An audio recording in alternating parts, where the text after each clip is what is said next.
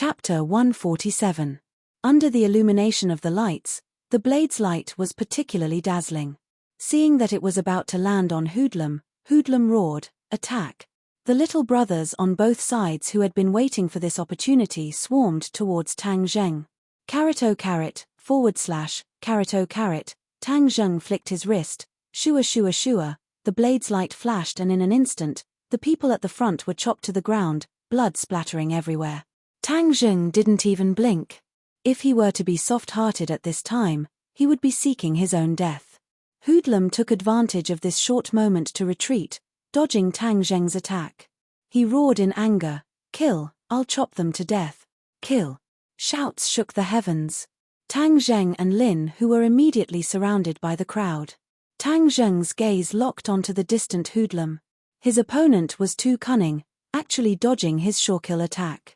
The tide of people made it difficult for the two to move. They could only face the attacks coming from all directions. "Young Master Tang, don't worry about me. Go and catch Hoodlum." Lin, who anxiously roared, "Can you hold on?" Facing the tide of attacks, if Tang Zheng left, Lin who would be in danger. "I won't die yet. As long as you catch Hoodlum, their attacks will collapse." Tang Zheng looked at Hoodlum who was hiding behind the crowd and gritted his teeth. "Okay, then you be careful." He chopped down the enemy in front of him and then leapt up. He flew over the crowd like a great rock, spreading its wings and pouncing towards Hoodlum. F***CK. You can't even block this. Seeing this, Da Fei's heart trembled. "Stop him." Blades glittering with cold light flew towards Tang Zheng's legs. Tang Zheng stepped on top of the crowd's heads. Ping ping ping ping, many of the weapons were kicked away by him. Hoodlum's pupils shrank.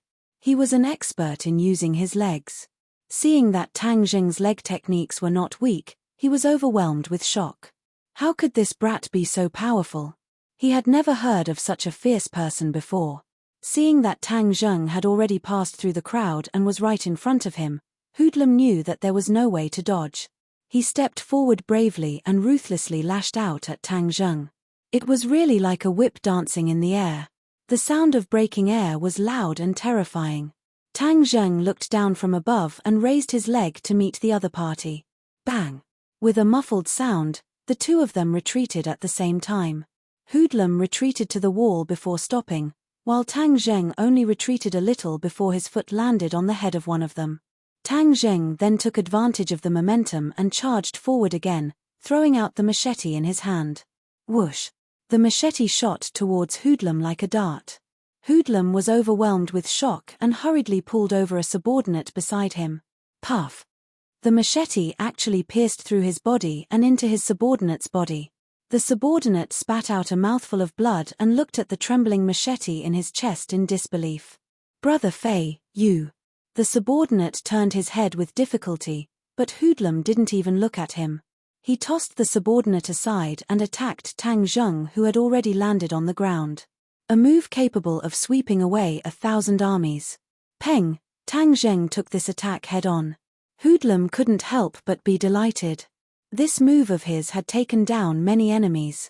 It was as heavy as 1,000 catties and could almost instantly break a person's leg. But in the next second, he watched in horror as Tang Zheng's body only swayed a little before he actually stood there unscathed. Hoodlum knew that the situation wasn't good, but he didn't retreat. Instead, he launched a series of attacks with his legs. His legs were densely packed, as if he wanted to completely envelop Tang Zheng. Tang Zheng also made his move, his hands flying as he used the Heaven Gathering Hand. Hoodlum was not worthy of him using the Heaven Gathering Immortal. Once the Heaven Gathering Hand was used, the sky was filled with hand shadows, one by one blocking the opponent's chain kicks. With a muffled sound, Hoodlum's leg took Tang Zheng's attack. His entire leg was abnormally sore and he couldn't muster any strength. "Fuck, this brat's strength is too great." Hoodlum cursed inwardly. Before he could react, Tang Zheng attacked again. This time, his attacks were even more ferocious and had an unstoppable momentum. Hoodlum retreated, retreating again and again until he couldn't retreat anymore. Tang Zheng continued to advance until he forced Hoodlum into a corner. Suddenly, a blood-curdling scream rang out. Tang Zheng couldn't help but turn his head to look. He saw that Lin Hu had already been completely surrounded and was covered in blood. Hoodlum suddenly had an idea. He took the opportunity to quickly flee to the side. He already understood that he wasn't Tang Zheng's opponent, and his heart was incomparably shocked. Tang Zheng had been watching Hoodlum from the corner of his eyes. Seeing that Hoodlum wanted to escape, he couldn't care less about Lin Hu. He had to capture Hoodlum. "Stop!" Tang Zheng roared, and arrived like a flash of lightning. Hoodlum heard the sound of the wind behind him, but he still didn't dare to stop. The lackeys on both sides were completely unable to block Tang Zheng. Wherever Tang Zheng passed, people would be thrown off their feet. Seeing that the opponent was already behind him, Hoodlum had no choice but to counterattack with a move of the divine dragon tail. Suddenly, his body trembled. His leg was caught by Tang Zheng. Hoodlum cursed inwardly. With a cracking sound, the pain instantly spread to his nerve endings, causing him to involuntarily cry out in pain. His scream was very miserable. Everyone subconsciously looked over and saw their boss's miserable appearance. Tang Zheng directly broke Hoodlum's leg. Then, with a pull, Hoodlum returned to his side. Tang Zheng's hand shot out like lightning and locked onto Hoodlum's neck. This series of attacks was like moving clouds and flowing water. It perfectly illustrated the true meaning of violence, causing people to tremble in fear. "Stay your hand. Your boss is in my hands," Tang Zheng roared, his voice was deafening. Everyone looked on in shock. Among hundreds of people, he was actually able to catch Hoodlum. This move of his had reached perfection. It was truly an eye-opener and caused people's hearts to tremble. Bravery that couldn't be stopped by 10,000 men. This was truly not a legend. Hoodlum felt the pain, and only after a while did he regain his senses. His face was already dripping with cold sweat. Ever since he started cultivating, he had never been in such a sorry state. Now, even if he wanted to escape, it would be useless. This was because one of his legs was already broken. Even if it was reconnected, his martial arts would be greatly reduced. He was filled with regret and hatred. How did he provoke such a calamity? But now, regret was useless. With a cold face, he looked up at Tang Zheng and said, "What exactly do you want?" "First tell your lackeys to retreat," Tang Zheng said with killing intent. Hoodlum hesitated for a moment before loudly roaring, "Didn't you hear? Everyone retreat." Everyone looked at each other in dismay as they retreated like a tide to the entrance of the hall. They watched this scene from afar. "Little brat, today my skills are not as good as yours and I have fallen into your hands. However, behind me is Grandpa Huang. If you touch me, Grandpa Huang will definitely not let you off." Even though Hoodlum had been captured, his aura was still the same. This was because he believed that Tang Zheng would not dare to kill him, so he would not lose face in front of his lackeys. Lin Hu, whose body was covered in blood, cut off the ropes on his two lackeys. He stared at Hoodlum with wide eyes and said, "Hoodlum, you want to use Grandpa Huang to scare us?" I am not trying to scare you. Ordinary balance is decided by Grandpa Huang. So what if you beat me this time? You still won't be able to cause any big waves. Grandpa Huang's one word is enough to make you die without a burial ground," Hoodlum said with disdain. Tang Zheng revealed a cold smile. "It seems that in your eyes, Huang Sai is no different from a deity. Let me tell you, he is nothing in my eyes. I will also clearly tell you that since I dared to make a move against you, I have no intention of shaking hands with him." Hoodlum looked at Tang Zheng in shock and said, "Where does your courage come from? You may have won against me, but that does not mean you are Grandpa Huang's opponent. Little brat, let me tell you, you are still too inexperienced. Grandpa Huang is not someone you can contend against." Tang Zheng laughed as he was too lazy to discuss this issue with him. He went straight to the point and said, "Hoodlum, today we are not only here to meet you. Your other territories have already been swept away by Fire Phoenix. Huang Sai is just a general without an army. Tell me, what kind of waves can he cause?" "What?" Hoodlum's face turned pale as he had made a mistake. He did not even consider that Fire Phoenix would jump out and sweep away his territory. "This slut, I have not dealt with her for so many years and she actually bites back at me." Lin Hu said, Hoodlum, you and I both know who killed Fire Phoenix's husband. If she doesn't go against you, who would she go against? Hoodlum's face suddenly changed as he hatefully said, it seems like she already knew about what happened that year. I have always said that I wanted to get rid of this slut, but Grandpa Huang said that a woman was not a cause for concern. I never would have thought that today would come. Tang Zheng and Lin Hu looked at each other. It seems like their guess was not wrong. Fire Phoenix's husband really was killed by Huang Sai. Sooner or later you will have to pay for what you did. What else do you have to say? I have nothing to say. Just wait for Grandpa Huang's anger. With a single order from him, you will become the enemy of ordinary balance. You will all die without a burial ground. Hoodlum said as he gnashed his teeth. Tang Zheng asked without batting an eyelid, then is this your dying declaration? What, you really dare to kill me? Hoodlum was overwhelmed with shock. Lin Hu laughed, haha, did you think we were joking? Young Master Tang's words carry enormous weight. If he says you will die, then you will not live past tonight. If I die, then you will all be buried with me. Hoodlum's eyes flashed with panic. He had always been so unyielding because he believed that the other side did not dare to kill him. As long as they killed him, then they could only fight to the death with Huang Sai. He did not think that the other side would be so determined. This was not something he could understand. Tang Zheng coldly laughed, then you just wait and see who will be buried with you. Lin Hu, let's go. Under the watchful eyes of everyone, of course they would not kill him. Moreover, Hoodlum had so many little brothers.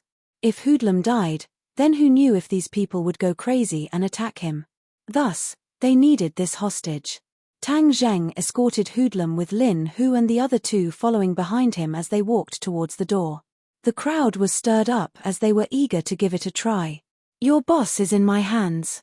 If he dares to make a move, I will kill him, Tang Zheng said with killing intent. Everyone was afraid of attacking the rat for fear of breaking the vases.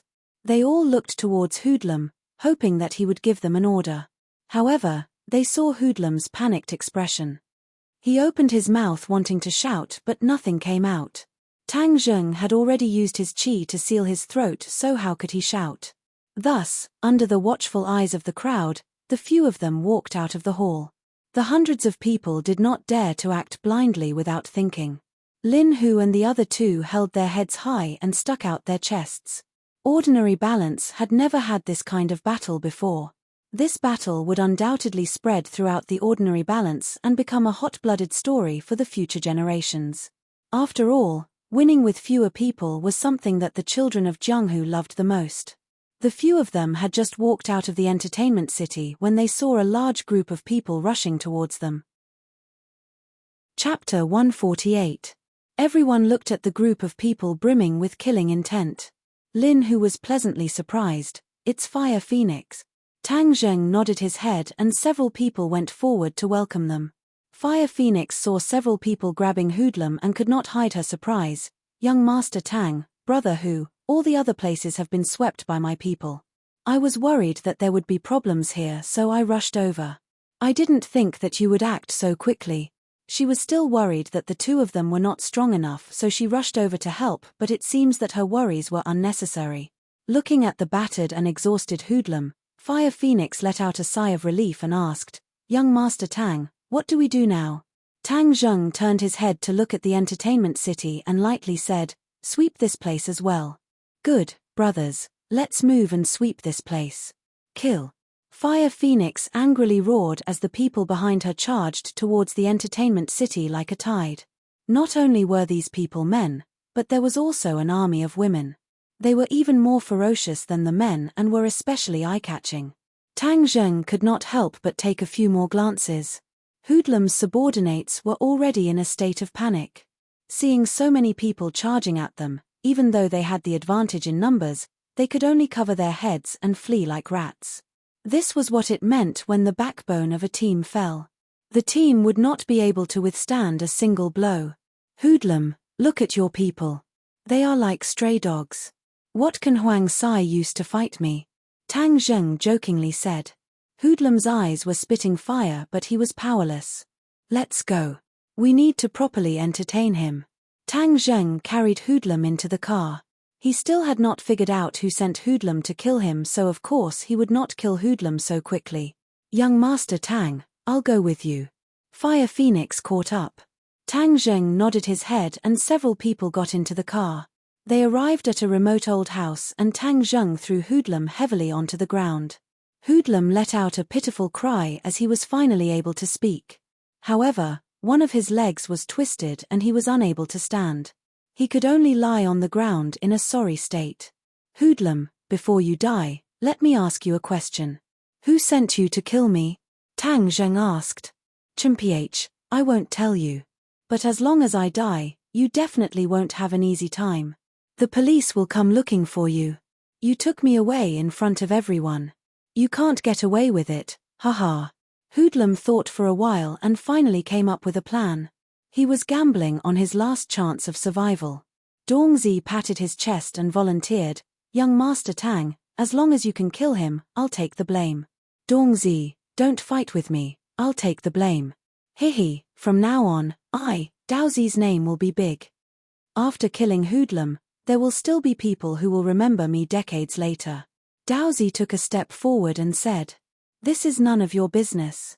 Lin Hu angrily said, Hoodlum, since you want to kill me, then I will kill you. If the police come looking for me, I will accept it. As long as I can cut off Huang Sai's arm, then it will be worth it. Hoodlum looked at the several people in panic. These people really didn't fear death and were willing to take the blame. What are you all arguing about? Who said you were going to take the blame?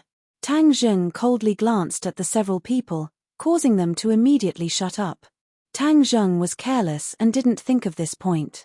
He only wanted to get rid of Hoodlum but didn't think that this would attract the police's attention. However, Hoodlum couldn't be left alive, otherwise there would be no end of trouble. Fire Phoenix looked at Wolf and suggested, Young Master Tang, we definitely can't leave any evidence for the police to use against us. Tonight's operation was so big that no one died, so it is still within our control. If someone really died and it was Hoodlum, then the police will definitely investigate. For a murder case, the police definitely wouldn't ignore it. Especially when it was a fight in the underworld. As long as someone died, the police would definitely investigate to the end. This had always been the rule and was also a red line. As long as this red line was crossed, then the police would intervene. Lin Hu and Fire Phoenix were well aware of this principle. Only a layman like Tang Zheng didn't know. So it's fine as long as we leave him alive? Tang Zheng asked in a deep voice. Fire Phoenix shook her head and said, Young Master Tang, if he doesn't die and the police ask him, then it will be troublesome. Moreover, if he doesn't die, then he will think of ways to get revenge. Being remembered by him is not a good thing. Hoodlum's eyes were about to split open as he angrily stared at Fire Phoenix. His last hope of survival had been extinguished. Fire Phoenix, you slut. If you don't see me die, then you won't be satisfied. Fire Phoenix stared at him and said, If you don't die, then of course I won't be satisfied. That year when my husband died, do you dare say you had nothing to do with it? I regret not getting rid of you that year. That's why you have today. It's too late to regret. Young Master Tang, let me kill him. From now on, take good care of my brothers and I will die in peace. Fire Phoenix said indignantly. Tang Zheng shook his head, no need to say any more. He doesn't need to die and you don't need to convict him. How can we do that? Leaving him alive is a disaster. Several people anxiously advised. Hoodlum's eyes lit up as a trace of hope appeared in his heart. As long as he didn't die, then he would have a chance to make a comeback and take revenge. Tang Zheng saw the intention in his eyes and coldly said, Hoodlum, you don't have a chance anymore. Although I won't kill you, from now on you are no longer yourself. Several people looked at Tang Zheng in confusion, not knowing what these words meant. They only saw Tang Zheng's palm cover Hoodlum's head. Hoodlum lost his head out of fear and shouted loudly, Tang Zheng, what are you doing? Since you won't tell me the secret, then I can only take it myself. Tang Zheng used his soul-searching technique and Hoodlum's shouts came to an abrupt end. His eyes stared blankly and gradually became sluggish. The others looked at this scene in shock, not knowing what had happened. After a while, Tang Zheng released his hand and Hoodlum was dumbstruck, not reacting in the slightest. Young Master Tang, what happened to him? Fire Phoenix asked in shock. He turned into an idiot. This way he won't be able to take revenge and won't cause trouble for the police. Fire Phoenix's heart trembled as she had underestimated Tang Zheng. She didn't think that he would have such a method. Lin, who hatefully said, "This is simply letting him off too easily. But this is also the best outcome. Throw him outside Huang Sai's house and see how that old dog reacts." Tang Zheng ordered. Lin, whose eyes lit up, "Right, Huang Sai's expression will definitely be wonderful when he sees him. His proudest disciple, his personal chosen representative, has turned into an idiot. Haha, this is simply a joke." Tang Zheng wasn't happy as he was shocked by the secret in Hoodlum's mind.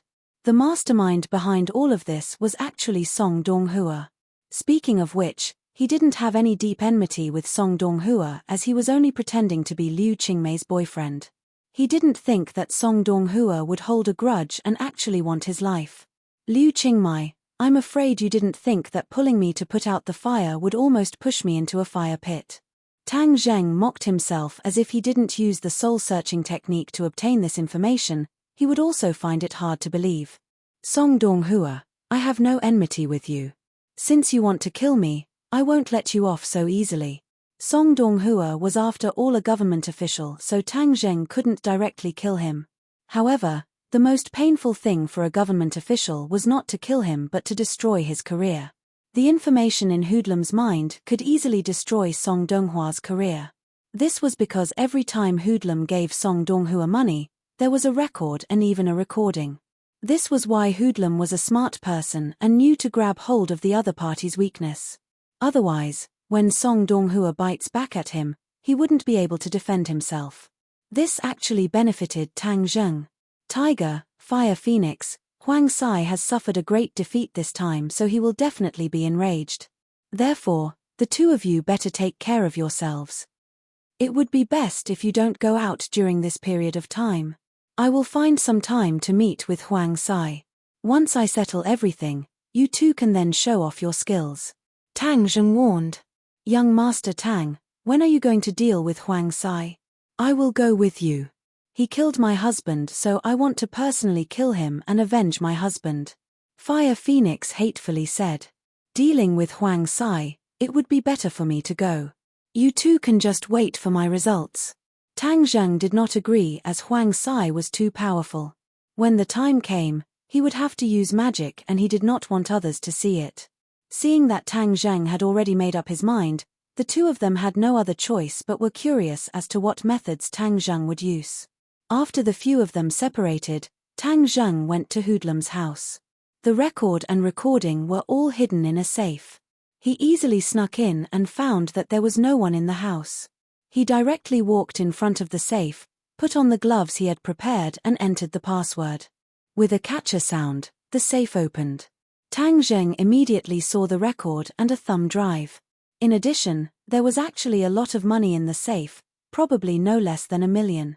"Here, hi, this is really an unexpected harvest. But since I came, I can't go back empty-handed."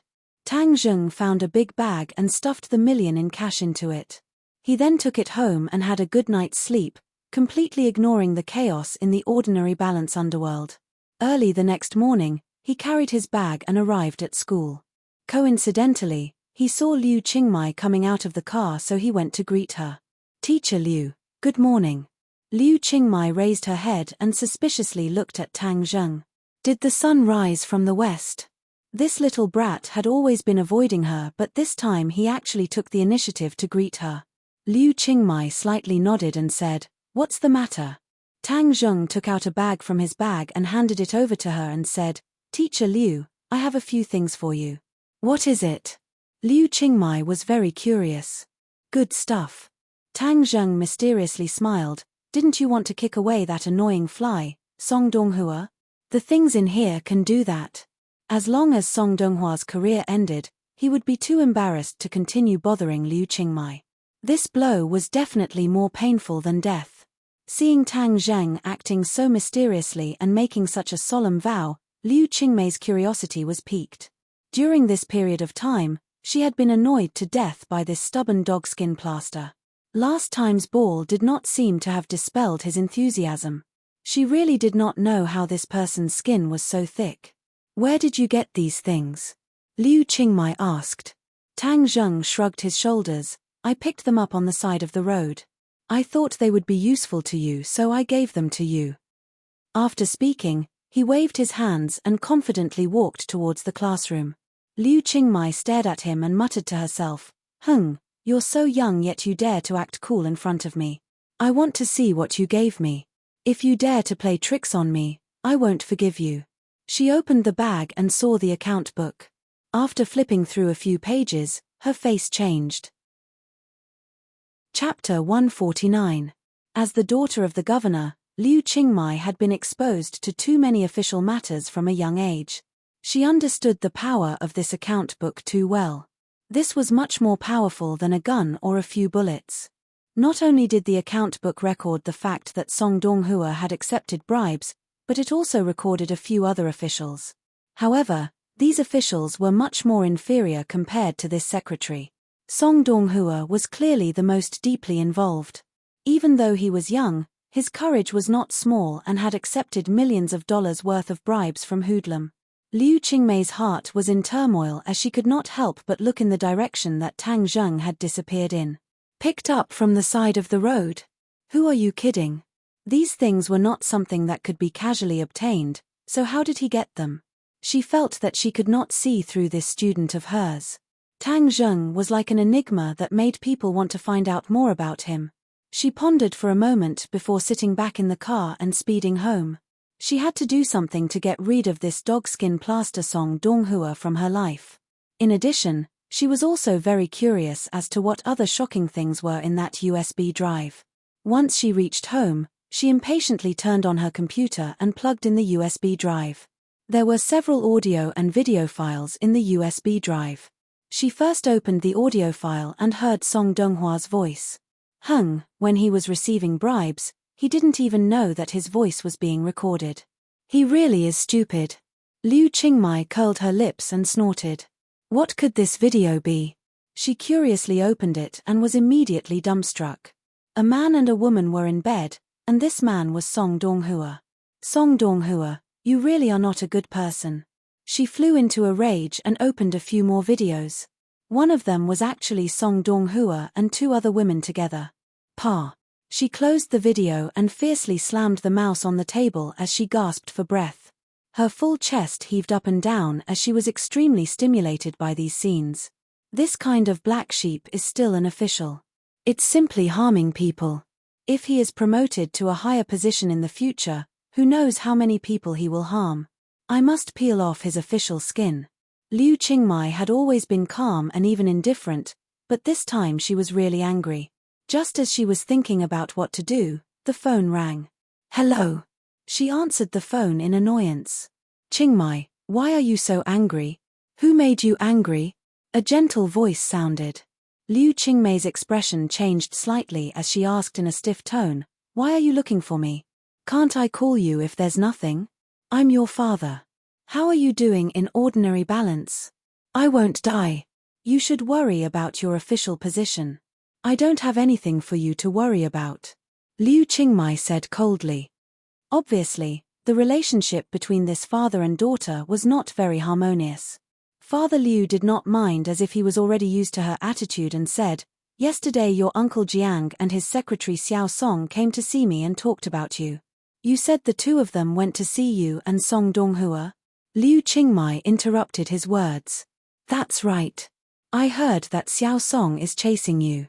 This child looks quite mature. You can observe him. You're not young anymore. It's time to consider your marriage," Father Liu said earnestly. "So you're saying that Song Donghua is very suitable to be your son-in-law?" Liu Qingmai suppressed her anger and asked. "I didn't say that I had decided on him, but since the two of you are of a suitable age, you can try to interact with him." "Haha, your eyes are really good." Liu Qingmai was so angry that she laughed. "I'll send you a few things. You can take a look at them before commenting." She slammed down the phone and sent a recording and a video over. Not long after, her phone rang again. Father Liu's voice became serious and even a little angry. Where did you get these things? You don't need to know where I got them. Didn't you say that Song Donghua was very good? Then what are your thoughts after seeing these? Liu Qingmai jokingly asked. Father Liu said in a deep voice, I only met him once, so I don't have a complete understanding of him. However, how does Jiang Yongda lead his troops? He actually kept such a black sheep by his side. Ah, this kind of person is an official. No wonder so many people are scolding you as officials. None of you are good people. Her words also included her own father. Father Liu did not mind and helplessly said, Qingmai, after so many years, are you still angry at me for what happened that year? To you, it has been many years, but to me, it seems like it was just yesterday. I can't forget. Liu Qingmei's voice was filled with anger and heartache. Father Liu did not continue this topic and said, since Song Donghua is this kind of person, then we can't let him continue to fish in troubled waters. I will have Jiang Yongda thoroughly investigate. Don't make a big noise. Later, I will send this information to the Commission for Discipline Inspection. Qingmai, don't act recklessly. Song Donghua is Jiang Yongda's secretary. If the Commission for Discipline Inspection investigates Song Donghua, then what if it implicates Jiang Yongda? Father Liu sternly said. Liu Qingmai loudly laughed. As expected, you officials are all jackals of the same tribe, afraid of being implicated. If he is clean, then why would he be afraid of being implicated? Whether he is clean or not, it is not up to you to decide. The struggle in the government is very complicated and is not as simple as you think. Even if he is clean, he will still be implicated because of this matter. Listen to me, you cannot act recklessly. Your uncle Jiang is the next candidate for the municipal committee secretary. You cannot drop the ball at this time. Father Liu warned. Jiang Yongda was one of his people. If he was investigated, then his reputation would not be good. Moreover, in the future, Jiang Yongda would be a great help to Father Liu. The considerations of those in the government were far more complicated than others. Liu Qingmai, as the daughter of a government official, was very clear about the stakes involved. She compromised and said, fine, then I will see what kind of result you will give.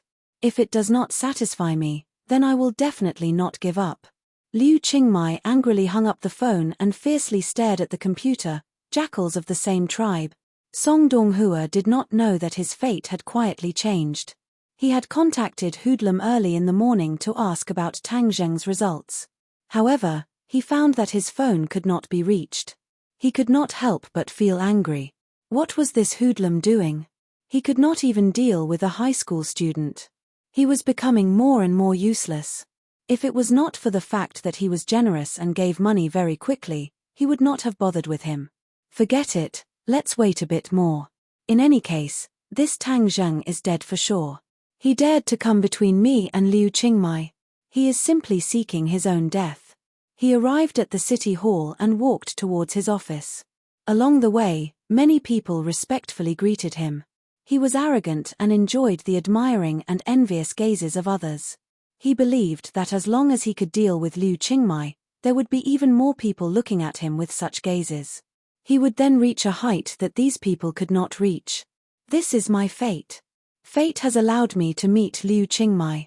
If I do not take advantage of her, then wouldn't it be a waste? A waste would be shameful. He was very pleased with himself. His mind could not help but think of Liu Qingmei's curvy figure.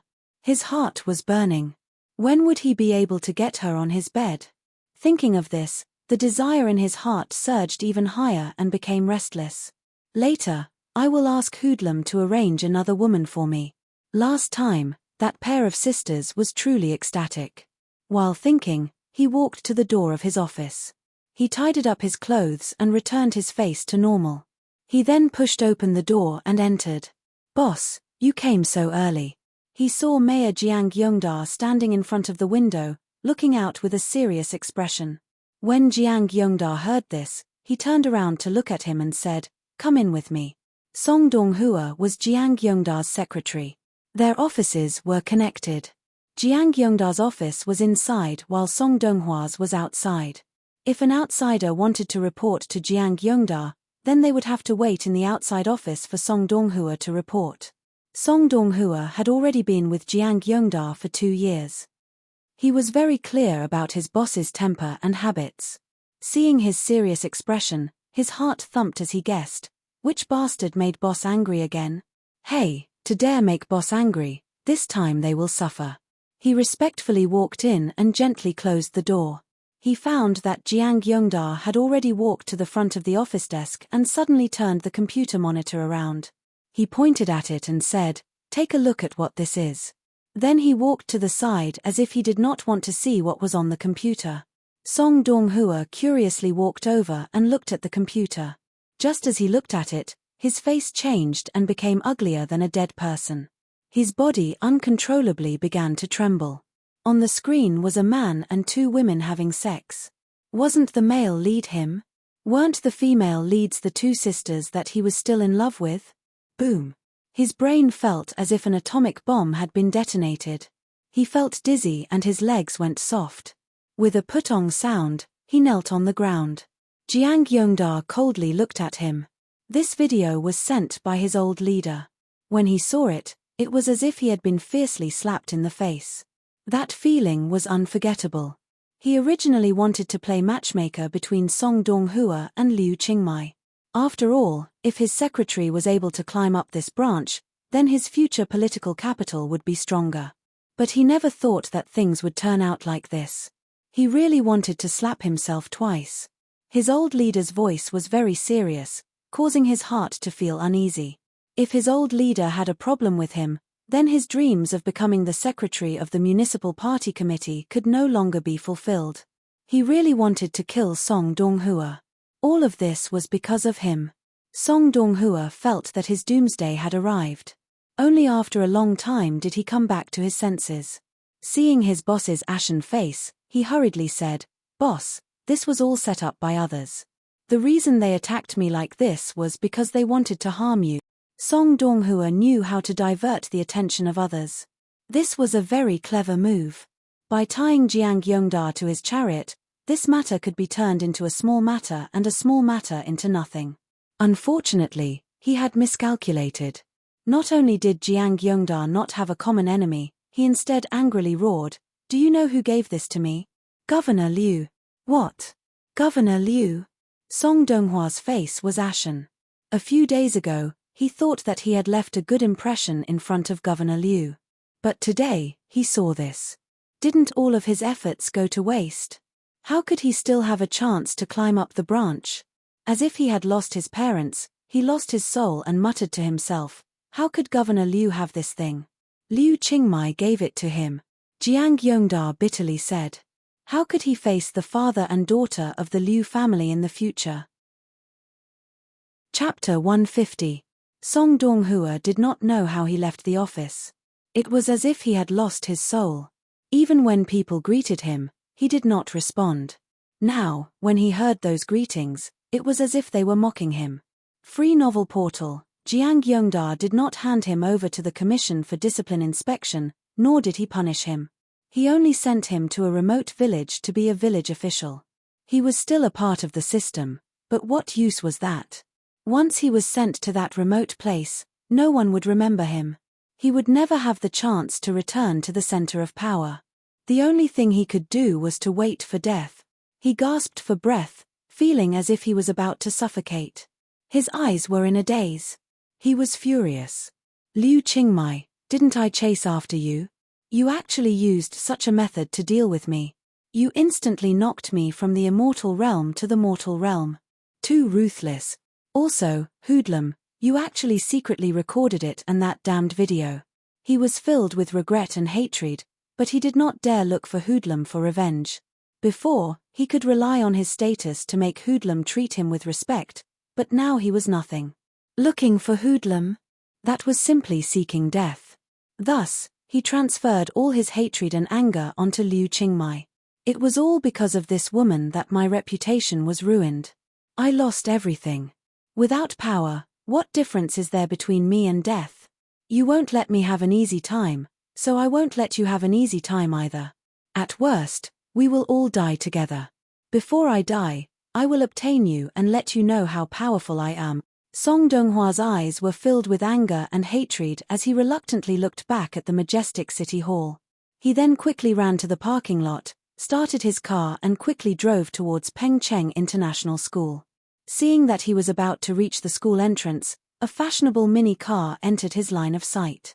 It was this car that had left a deep impression on him. Liu Qingmai, stop right there. Song Donghua loudly roared as he stepped on the accelerator and rammed into the car. Peng! The mini car was knocked askew and almost flipped over as white smoke rose from the hood of the car. Song Donghua's car also stopped and he quickly jumped out. Seeing that Liu Qingmai had already been caught in the airbag, he immediately pulled her out and carried her into his car before quickly driving away from the scene. This series of actions was extremely clean and quick, as if it had been rehearsed. Song Donghua's car had already disappeared into the endless traffic before the people who saw the car accident could even scream. Pengcheng International School was an aristocratic school. The public security and traffic here were very good. There had never been a car accident, let alone a kidnapping in broad daylight. It made people wonder if the scene just now was an illusion. The school security guards quickly rushed over. When they saw the mini car clearly, one of them exclaimed, "Isn't this teacher Liu's car?"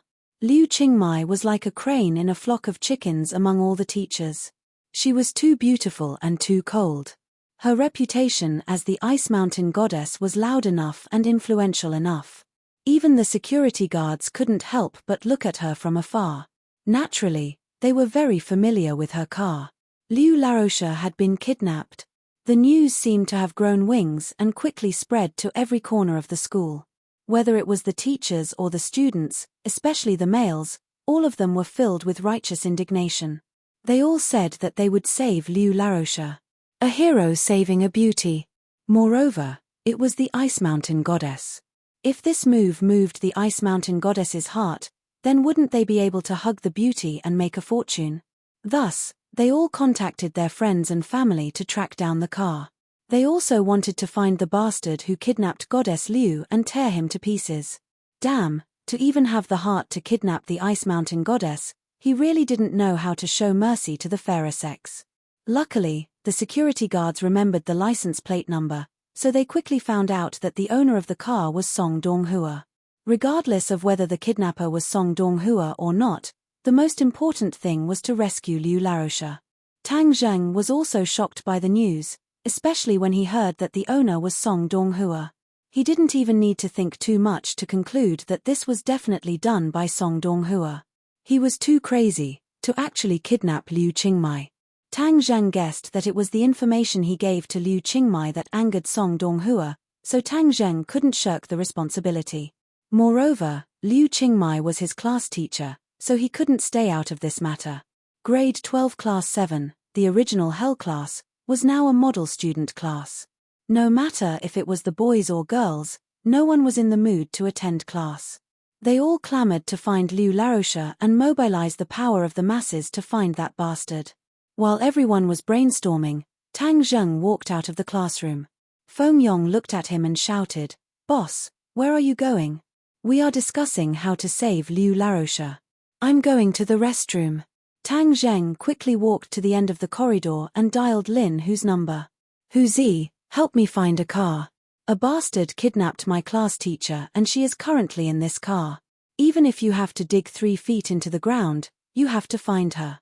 Lin Hu hurriedly said, "Which bastard dares to kidnap young Master Tang's class teacher?" "Young Master Tang, what car is this?" Tang Zheng hurriedly described the car's license plate, model, and color. He had seen Song Donghua drive this car before, so it had left a deep impression on him. "Young Master Tang, don't worry. Now that Ordinary Balance is our brother, we will definitely find this bastard." Lin Hu said with righteous indignation. "Go and do it quickly. Inform me as soon as you have any news." Tang Zheng urged. "Hey, who are you calling?" Yi Dingdang unknowingly appeared behind Tang Zheng and fiercely patted his shoulder as she asked. Tang Zheng jumped in fright and shouted, "Hey, Yi Dingdang, people can scare people to death. In the future, don't secretly stand behind me. Be careful that I don't hurt you." Yi Dingdang curled her lips and said, "I'm not porcelain, how could I be hurt so easily? Moreover, aren't you only one level higher than me? You talk as if you're so strong." Tang Zheng shrugged his shoulders. "In any case, I'm stronger than you." Yi Dingdang coldly snorted and said, "Let me tell you, I've been practicing the Jade Women's Heart Sutra and have made great progress. I believe that I will soon reach the 6th grade refining body and catch up to you." Tang Zheng waved his hand and said, "Wait until you catch up to me." Then he walked towards Fang Shusha.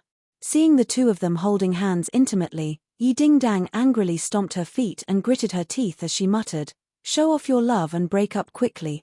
Fang Shusha held on to Tang Zheng and worriedly said, "Tang Zheng, do you think something will happen to Teacher Liu?" Tang Zheng shook his head as he did not dare to guarantee anything. Without a doubt, Song Donghua had already lost his wolf, and with his vengeful personality, he was capable of doing anything. If something really happened to Liu Qingmai, Tang Zheng would feel very guilty as he had an unavoidable responsibility. "Do you have a way to save Teacher Liu? Don't you know some friends from the underworld?" Fang Shusha asked. Tang Zheng nodded his head. "I've already contacted them and they are investigating. Once they have any news, they will inform me. The person who kidnapped Teacher Liu is too evil. I don't even know what kind of deep hatred he has for Teacher Liu." Fang Shusha wrinkled her nose and hatefully said. It was very difficult for a normal person to make Fang Shusha feel hatred as she was a very kind girl. However, Song Donghua was able to do this. From this, it could be seen that he had done something that angered both humans and gods. Of course, the ones who were angry were not only the teachers and students of Pengcheng International School, but also the police and Jiang Yongda. A kidnapping in front of the school, and it was a kidnapping of a teacher. With such a big incident, the police were the first to rush to the scene, and the one leading them was the old acquaintance Deng Maotsai. He really had a headache. Why were there so many things happening in the school recently? He really did not want to come to Pengcheng International School as there were two people he did not want to see. One was Tang Zheng, who had something on him, and the other was Liu Qingmai, who seemed to have a deep background. But when he heard that it was Liu Qingmai who was kidnapped this time, his back was drenched in cold sweat. "God, are you playing with me?" Deng Maotsai wanted to cry but had no tears. Liu Qingmai had actually been kidnapped.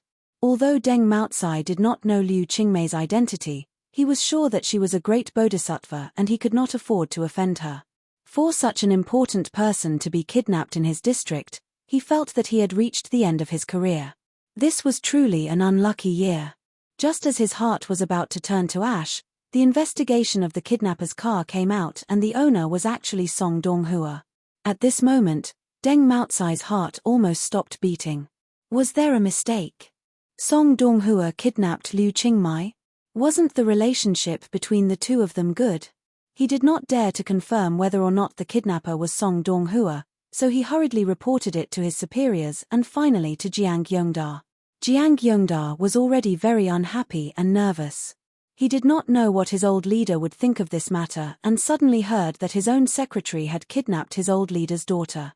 He almost had a heart attack, but luckily he grabbed onto the table and did not fall to the ground. He hurriedly dialed Song Donghua's phone, but it was already turned off. He was almost certain that this matter was done by Song Donghua. He definitely could not accept this cruel reality, so he wanted to take revenge on Liu Qingmai.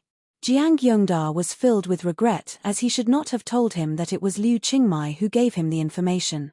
What should he do now? He immediately gave the order to mobilize the entire city's police force to use all means to track down the two people's whereabouts. Then, he fearfully dialed his old leader's number.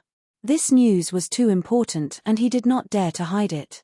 Afterwards, he did not even remember how he finished explaining this matter. In short, the old leader was very angry and the usually cultured and refined leader almost cursed out loud. Jiang Yongda knew how much the old leader treasured his daughter and truly treated her as the apple of his eye. But now she had been kidnapped by his secretary. Jiang Yongda felt that his career had come to an end. Secretary of the municipal committee, stop dreaming. But even if he had to retire, he had to rescue Liu Qingmai.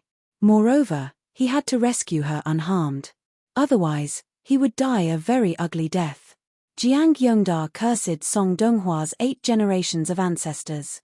Song Donghua, you really deserve to die. Chapter 151. The Hell class was in an uproar, and no one could suppress their anger.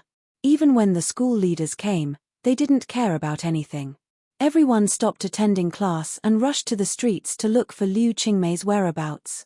Sogu, 360, Soso search JDXS to download novels for free. Tang Jing also took the opportunity to walk onto the street. Deng Maotsai saw Tang Zheng from afar and wanted to avoid him, but he realized that Tang Zheng had already seen him. He braced himself and walked over with a bitter smile. Long time no see. Tang Zheng nodded without batting an eyelid. He didn't have any bad feelings towards Deng Maotsai. Although this person wasn't a good person, he knew when to advance and retreat. He knew that Tang Zheng had something on him, so he didn't rashly do anything.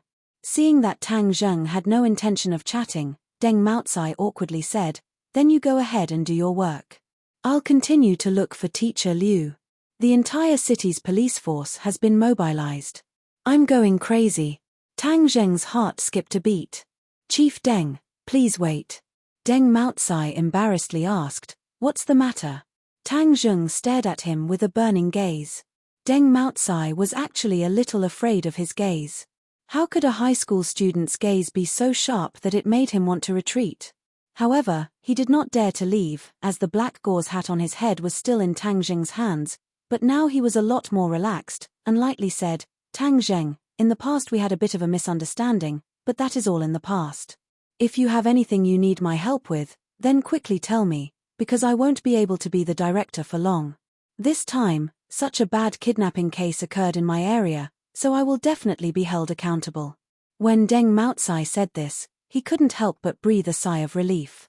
Since his career was going to be over, then the evidence in Tang Zheng's hands was insignificant. When Tang Zheng heard that Deng Maotsai had actually taken the initiative to offer his help and was even respectful towards him, he had a new idea. He pretended to be mysterious and said, "I'll give you a great merit. I wonder if you dare to accept it." "Great merit?" Deng Maotsai smiled bitterly. "What great merit can there be now?" "Save Liu Qingmei." Deng Maotsai was stunned. He sucked in a breath of cold air and looked at Tang Zheng in disbelief. "What did you say? Don't you want to find her? You saved her, so you can keep your position, right?" Tang Zheng asked. Tang Zheng had indeed acted on a whim. Hoodlum's efforts to curry favor with Song Donghua had given Tang Zheng a great deal of inspiration. Since his men were going to make a living in the ordinary balance underworld in the future, it would be very troublesome if they didn't have official resources, especially the resources of the police. Since Deng Maotsai was very obedient, Tang Zheng didn't mind nurturing him. The higher Deng Maotsai went, the better it would be for him. At some point in time, Tang Zheng's consideration of problems had become more comprehensive, and his thinking had gradually moved away from the category of a high school student. Deng Maotsai was shocked by this news and was overjoyed. "If I can save Teacher Liu, then not only will I not lose my position, I might even be promoted. Let me tell you, I just received news that you, Teacher Liu, are actually the daughter of the provincial governor." Tang Zheng suddenly understood, but was also slightly shocked. Even though he had guessed that Liu Qingmei's background wasn't ordinary, he didn't think that she would be the provincial governor's daughter. This Song Donghua was really desperate. Kidnapping the provincial governor's daughter, he was seeking his own death. "Then this merit, do you dare to take it?" Tang Zheng asked. Deng Maotsai hurriedly nodded his head. If he didn't take it, he would be an idiot. However, he was puzzled. The last few times he only saw that Tang Zheng was extraordinary, but this time he was looking for someone. Just relying on one person's martial arts was not enough. "If you believe me, then follow me. If you don't believe me, then you can continue to look for her yourself," Tang Zheng lightly said. Deng Maotsai did not know where Tang Zheng's confidence came from. After hesitating for a moment, he clenched his teeth and said, "Let's go." "Where do you want to go?" "I'll drive you." Tang Zheng nodded his head and got into the police car with Deng Maotsai. A moment later, the police car stopped at a street corner and another SUV came up. Lin Hu stuck his head out and looked at Tang Zheng in shock. Young Master Tang, you, Tang Zheng waved his hand and said, lead the way. Ari, okay. Lin Hu was full of suspicion. He did not know why Tang Zheng brought a police officer with him. Tang Zheng gave this merit to Deng Maotsai for another reason. Since all the police in the city were looking for Liu Qingmai, then how could he extricate himself after rescuing Liu Qingmai? He could not say that he used the power of the underworld to find Liu Qingmai. In short, he needed someone to help him clear his name, and Deng Maotsai was undoubtedly the best candidate. Deng Maotsai glanced at Lin Hu and was shocked. He recognized Lin Hu, the underworld boss who was in the limelight recently. He actually heard Lin Hu call Tang Zheng young Master Tang. His heart was full of doubts. He was very clear about Tang Zheng's identity. Why would this boss call him young Master Tang? Moreover, his respectful appearance was definitely not fake. Moreover, was there a need for this kind of boss to fake it? Deng Maotsai nervously glanced at Tang Zheng from the corner of his eyes. He found that his face was calm and did not reveal any clues. He gradually understood that this high school student was not as simple as he originally thought. Although he already thought that Tang Zheng was not simple. He also suddenly understood why Tang Zheng could confidently say that he could find Liu Qingmei's whereabouts. It turned out that he had the help of these underworld people. Deng Maotsai's heart gradually became warm and his eyes lit up.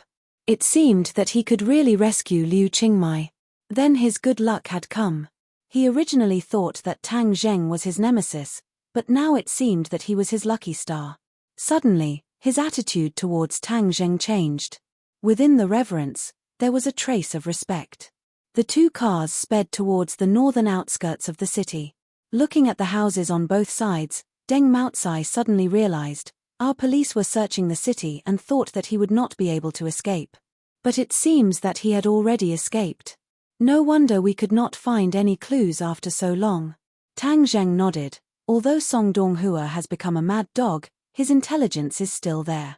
Of course he would try to escape the city as soon as possible. Young Master Tang, the other party's car has already stopped in front of a dilapidated house on the highway. It seems that they are about to make a move. Lin Hu finished his call and roared at Tang Zheng. Tang Zheng's face sank. What Song Donghua wanted to do, even a fool could guess. He had always coveted Liu Qingmei's beauty. Wasn't this a chance to get close to her? Quick, let's go faster. Tang Zheng roared. The two cars also roared as they increased the throttle and sped towards their destination. Song Donghua really did want to do something. After he successfully kidnapped Liu Qingmei, his mind became much clearer. He knew that he had made a big mistake, but there was no medicine for regret in this world. He could only walk down this path to the end. But he did not want to be caught, so he took advantage of the time when the police had not yet reacted and sped towards the northern part of the city. The northern part of the city had a complicated terrain and the surveillance was the worst. He could take advantage of this to escape. Additionally, the northern part of the city was easy to get out of the province, making it even easier for him to escape. Seeing that there were no cars chasing after him, Song Donghua's anxious heart finally relaxed. He discovered that Liu Qingmei was still unconscious, but her voluptuous figure made him unable to concentrate on driving. Seeing an abandoned courtyard on the highway, his heart was moved. Since he had time, why not take advantage of this opportunity to eat this beauty that he had been drooling over for so long? His desire immediately took control of his thoughts as he turned the steering wheel and drove into the courtyard. The courtyard was surrounded by walls and he parked his car inside. The people outside would not be able to see him. He impatiently carried Liu Qingmei out. That soft and delicate feeling caused his blood to boil. He could not wait to immediately take advantage of Liu Qingmei. Song Donghua looked tall and strong, but after living like a prince for so many years, he did not have much strength. Carrying Liu Qingmei, who was around 100 kilograms, was still a bit strenuous. He huffed and puffed as he carried her into the house and threw her onto a pile of straw. Pang! Liu Qingmei felt the pain and finally woke up. She was in a daze and her head was still a bit dizzy. She only remembered that her car had been hit and then she was knocked unconscious by the airbag. She forced herself to open her eyes and gradually saw her surroundings. She could not help but be astonished. Where was this place? Why was it so dirty and messy? Slut, this time you are mine. This daddy will let you know my strength. Suddenly, an angry roar caused Liu Qingmei's nerves to instantly tighten, and a sense of crisis spontaneously arose. Song Donghua, it's you. What do you want? Liu Qingmei finally saw the person in front of her. His face was completely different from the cultured and refined person from before. His face was gloomy and his face was filled with madness and lust. Her heart jumped to her throat as she said, Song Donghua, don't do stupid things. You are an adult. Do you know what this means? F***ck, don't lecture me. Right now it is this daddy who has the final say. Song Donghua suddenly roared. Liu Qingmei's heart trembled as she subconsciously shut her mouth. Suddenly, Song Donghua proudly said, Slut, you dare to act all high and mighty in front of this daddy. I tried so hard to chase you but you did not appreciate it at all. Instead, you got together with your student, Tang Zheng. So it turns out you like that kind of brat. You really are a slut. Liu Qingmei raised her eyebrows and angrily said, Song Donghua, don't slander me. There is nothing between me and Tang Zheng. But at the same time, she could not help but remember that night when she had intimate contact with Tang Zheng. Something had indeed happened between the two. Do you think this daddy will believe you? Although you have already been done by that brat, this daddy does not mind doing it again. I have been waiting for this day for a long time. Song Donghua's eyes were filled with lust. No, Song Donghua, do you know that this is a crime? Do you want to go to jail? Haha, jail? In any case, I already have nothing. What is the difference between that and jail? Isn't all of this thanks to you? You actually collected dirt on me and had Jiang Yongda send me to a remote village. What is the difference between that and killing me? Since you don't want me to have an easy time, then I won't let you have an easy time either. But I will bring you along with me. I can do whatever I want with you and whenever I want with you. Haha, you never thought that there would be a day like this, right? You are crazy. Liu Qingmei's face was deathly pale as she looked around. She did not know where she was and she wanted to run but there was nowhere to run. Chapter 152. Song Donghua had really gone crazy. He was like a wolf drowning in lust as he fiercely pounced towards Liu Qingmei and roared, This daddy is crazy, this daddy wants you. Pa. Liu Qingmei fiercely slapped him across the face. But this did not make him afraid, instead it aroused his ferocious nature as he fiercely grabbed Liu Qingmei's hands and pressed them against the grass. At this moment, Liu Qingmei's towering chest became even more firmly attracting Song Donghua's gaze. He licked his lips and exclaimed, So big, you must have let that little brat Tang Zheng play with you many times. Now it's this daddy's turn to play with you. Liu Qingmei was heartbroken. Although she usually had a cold appearance, it did not mean that she was indifferent to this kind of situation. She felt disgusted, ashamed, and also a deep sense of despair. This was truly a situation where she could neither cry for help nor cry for help. At this moment, she could not help but think of the scenes of heroes saving beauties in movies, but this was reality. In reality, how could there be so many miracles of heroes saving beauties? Song Donghua, I will kill you. Liu Qingmei clenched her teeth as a teardrop fell from the corner of her eye. Haha, you can't kill me. I will have you now. Song Donghua grabbed her shirt and fiercely tore it apart, causing the buttons to fall off, revealing her black bra and the snow-white skin underneath. Song Donghua's eyes were about to spit out fire as he forcefully swallowed his saliva and exclaimed, So big and so white, this daddy wants to properly taste it. No. Liu Qingmei screamed, but Song Donghua had already grabbed her bra and used all his strength to knead it. Haha, this is so good. You beast, I will not let you go. I will kill you. Haha, scream. The louder you scream, the more excited this daddy will be. Song Donghua's hand quickly slid down and grabbed onto her skirt, fiercely pulling it down. Poochie, the skirt was directly torn apart as it retreated to her knees, revealing her black laced underwear. Song Donghua's eyes widened as he praised, So beautiful, these legs are really strong. As he spoke, He reached out to grab her legs and began to stroke them. Liu Qingmei's heart was like dead ashes. Who can save me? Bang! With a loud bang, the tattered wooden door was fiercely kicked open and a few people rushed in. Song Donghua's good deed was interrupted and he angrily roared, "Which bastard ruined this daddy's good deed? Bastard!" A furious roar sounded out, and Song Donghua only saw a fist enlarging in front of his eyes before fiercely smashing into his face. With a catcher sound, his nose was broken and blood splattered everywhere.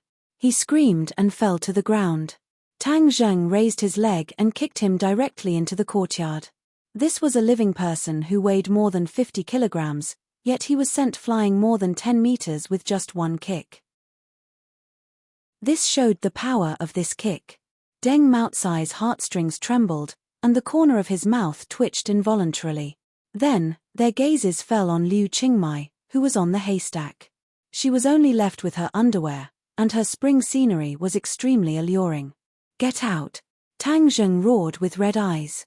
Seeing this, Lin Hu hurriedly pulled Deng Maotsai out of the courtyard. Tang Zheng had already seen Liu Qingmei's body once and could not help but admit that it was very beautiful and alluring. But this time, he did not have any romantic thoughts, only pity and heartache. Liu Qingmei was almost defiled and he could not absolve himself from the blame.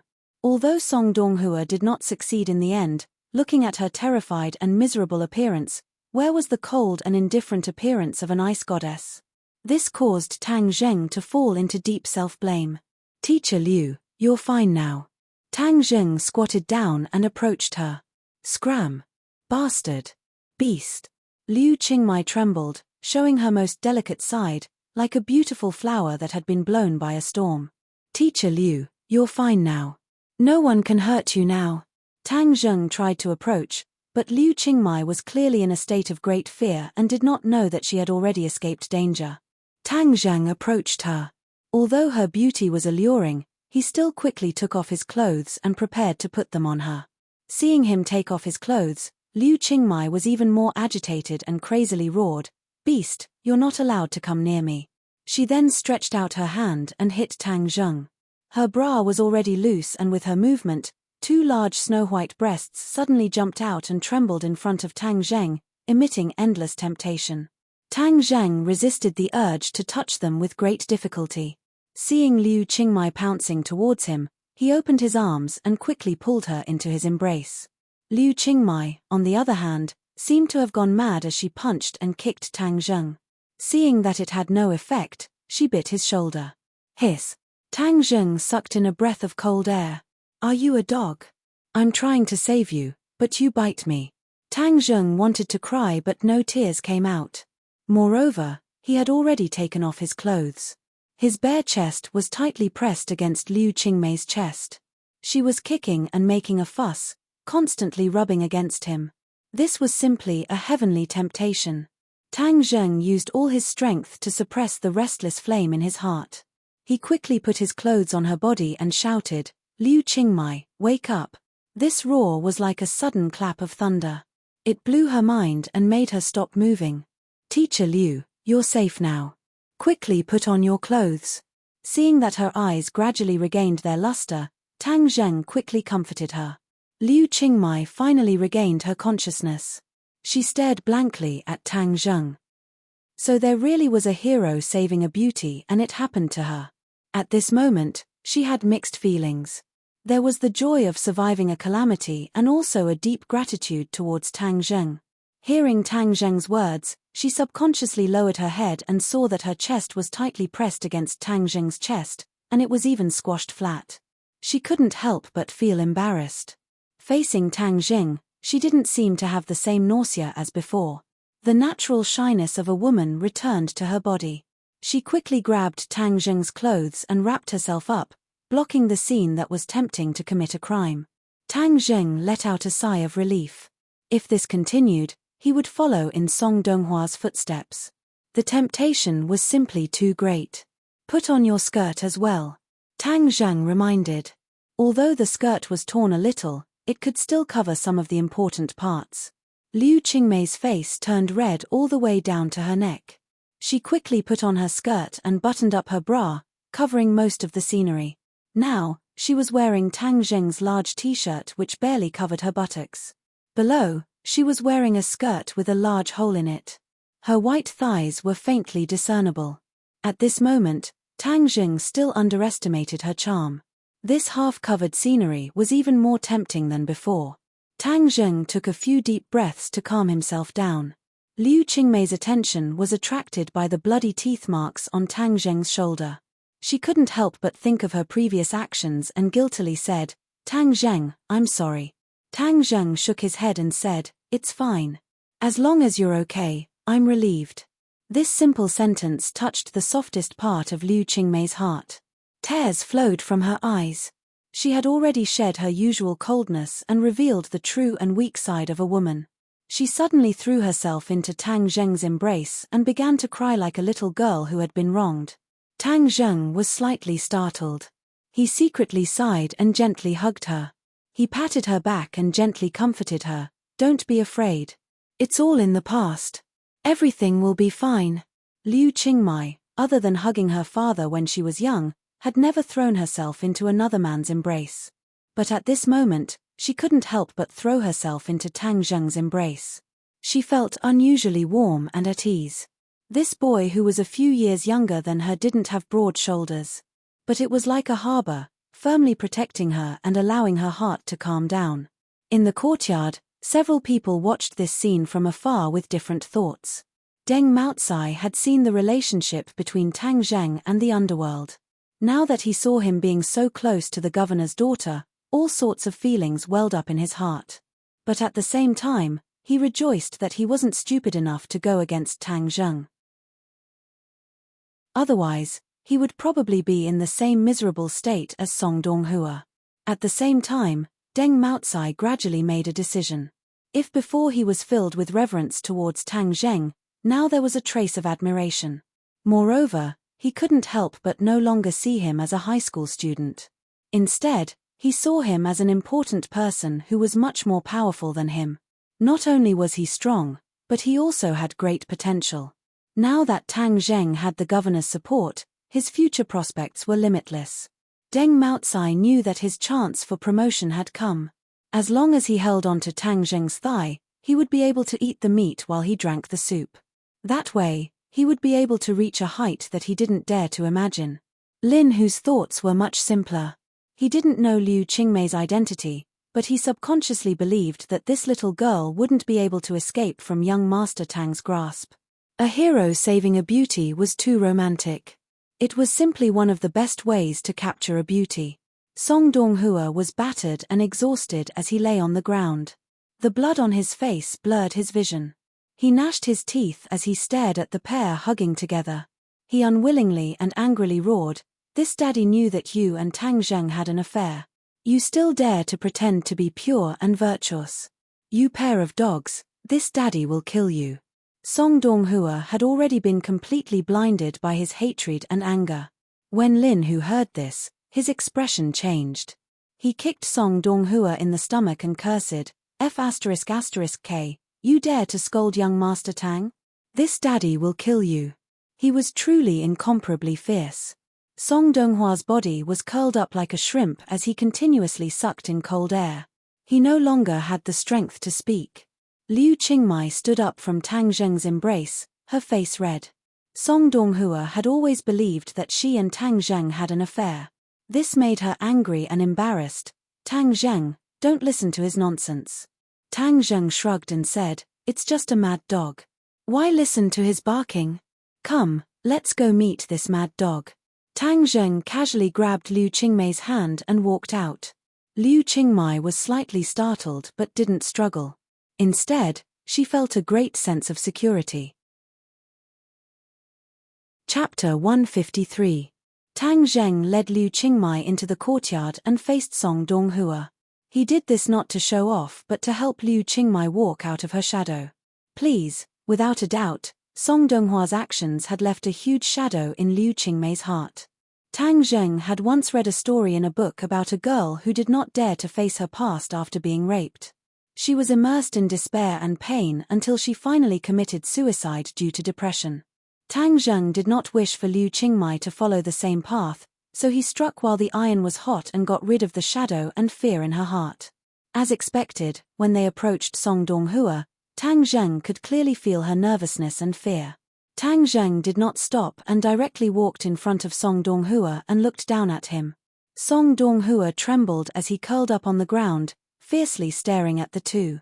He was about to curse when he saw Tang Zheng's quick reflexes. Pa! A foot stepped on his finger, causing Song Donghua to scream in pain.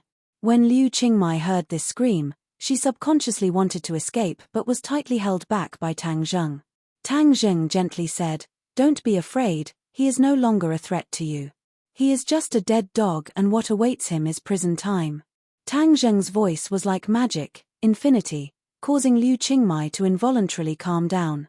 Looking at the painfully screaming Song Donghua, the fear in her heart gradually disappeared and she fiercely said, "This kind of person must be severely punished, otherwise who knows how many more people he will harm."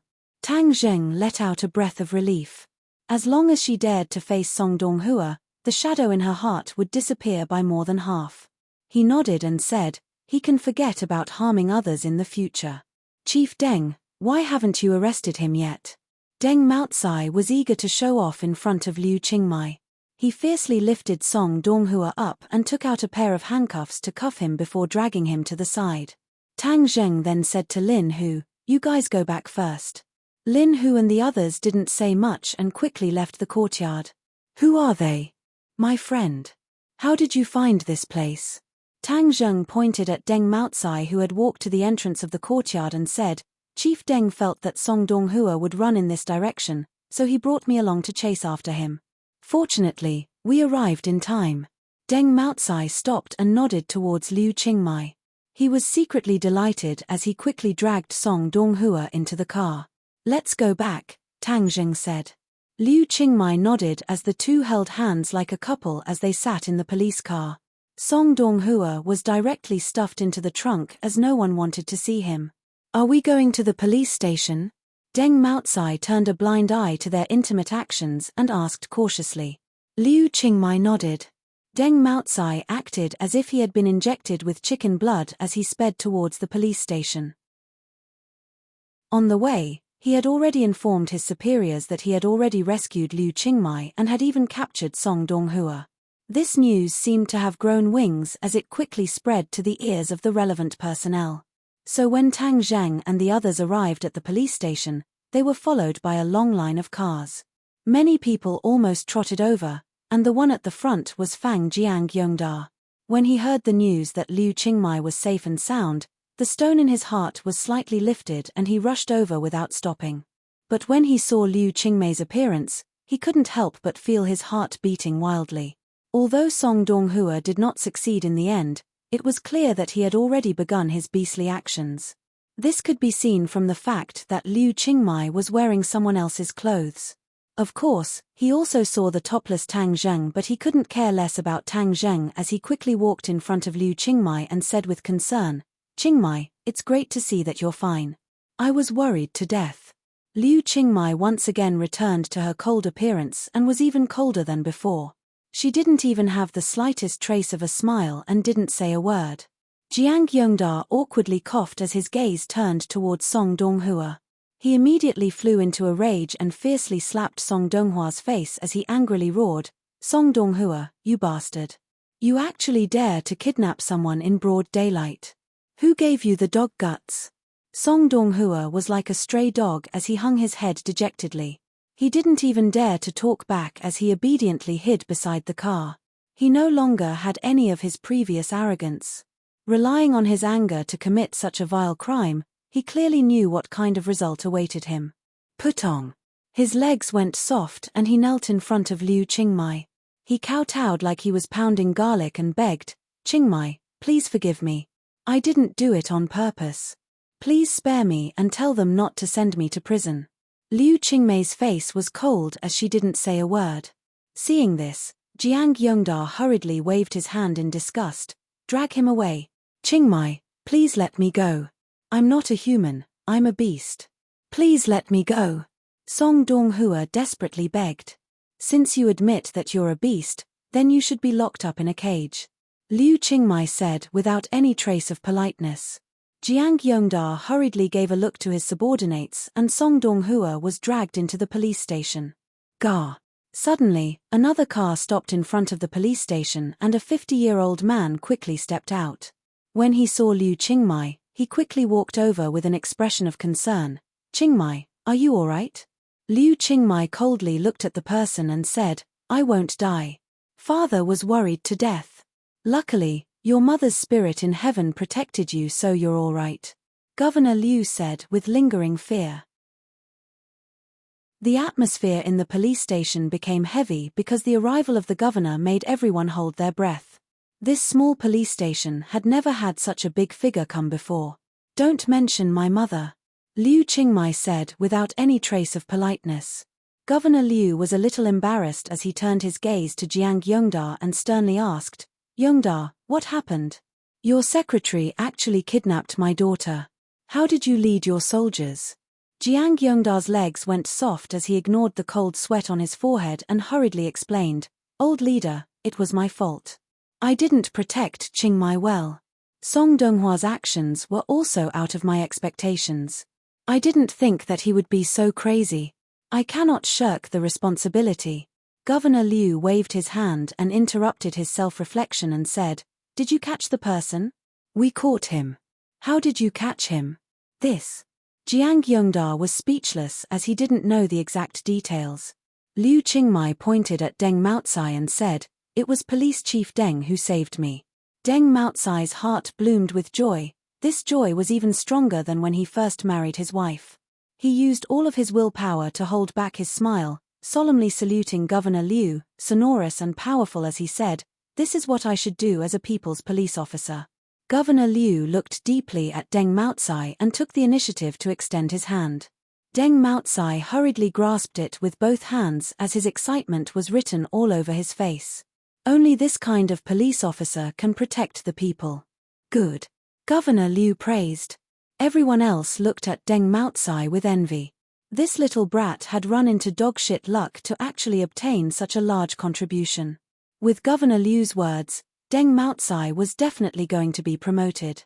Deng Maotsai was extremely excited as he couldn't help but secretly look at Tang Zheng.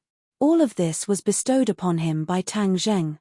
Suddenly, he felt that Tang Zheng was simply his second parent. Tang Zheng was shirtless and was particularly eye-catching in this group of officials and police officers. However, his eyes were focused on his nose and his nose was focused on his heart. He didn't have stage fright at all. Governor Liu's gaze finally fell on Tang Zheng's body as he asked, "This is?" Jiang Yongda didn't have a chance to interrupt until he heard Governor Liu's question. He finally found a chance to interrupt and impatiently said, "He is Qingmei's boyfriend."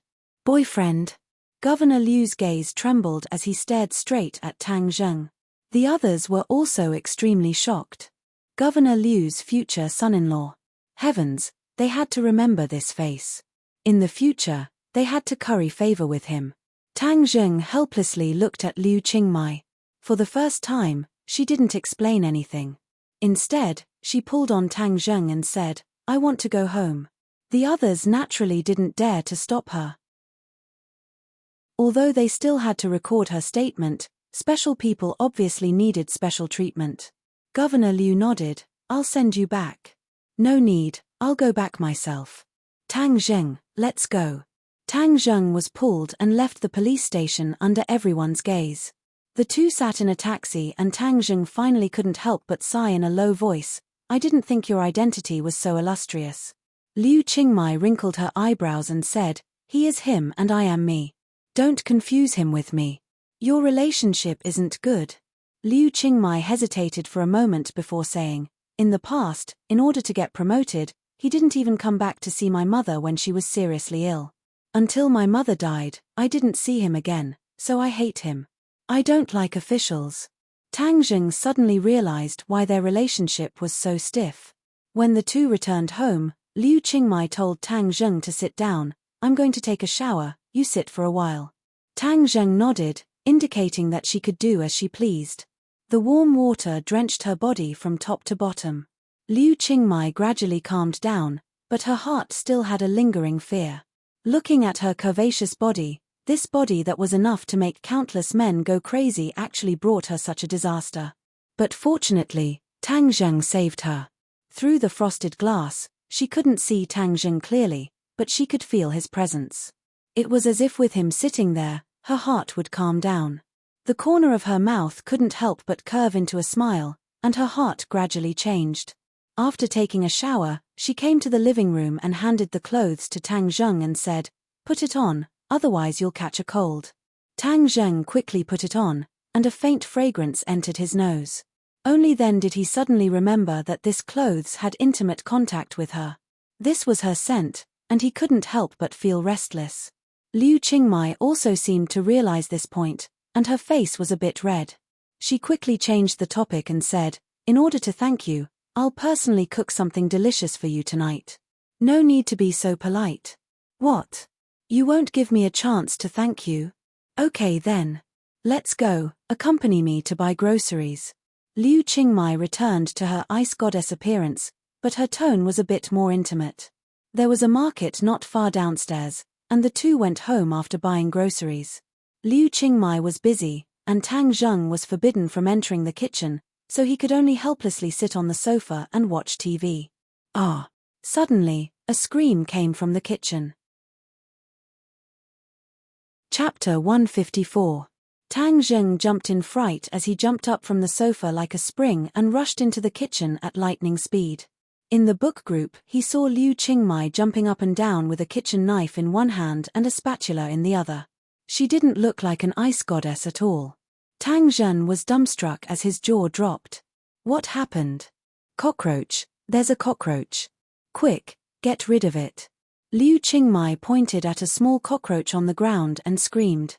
Tang Zheng rolled his eyes. What was there to be afraid of about a cockroach? The cockroach seemed to have heard Liu Qingmai calling its name and actually crawled towards her. Ah!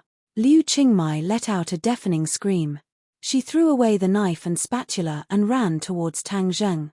She didn't know where she got the strength from, but she actually jumped onto Tang Zheng's back and screamed, "Quick, get rid of it. Quick." Tang Zheng couldn't help but look back at her. She was really scared and wasn't acting. Moreover, she jumped onto his back. Wasn't that too exaggerated? Her perky breasts were pressed tightly against his back, making him restless. "Little cockroach, for a beauty, you can only sacrifice yourself." Tang Zheng walked over in large strides. He didn't mind that there was a bag hanging on his back.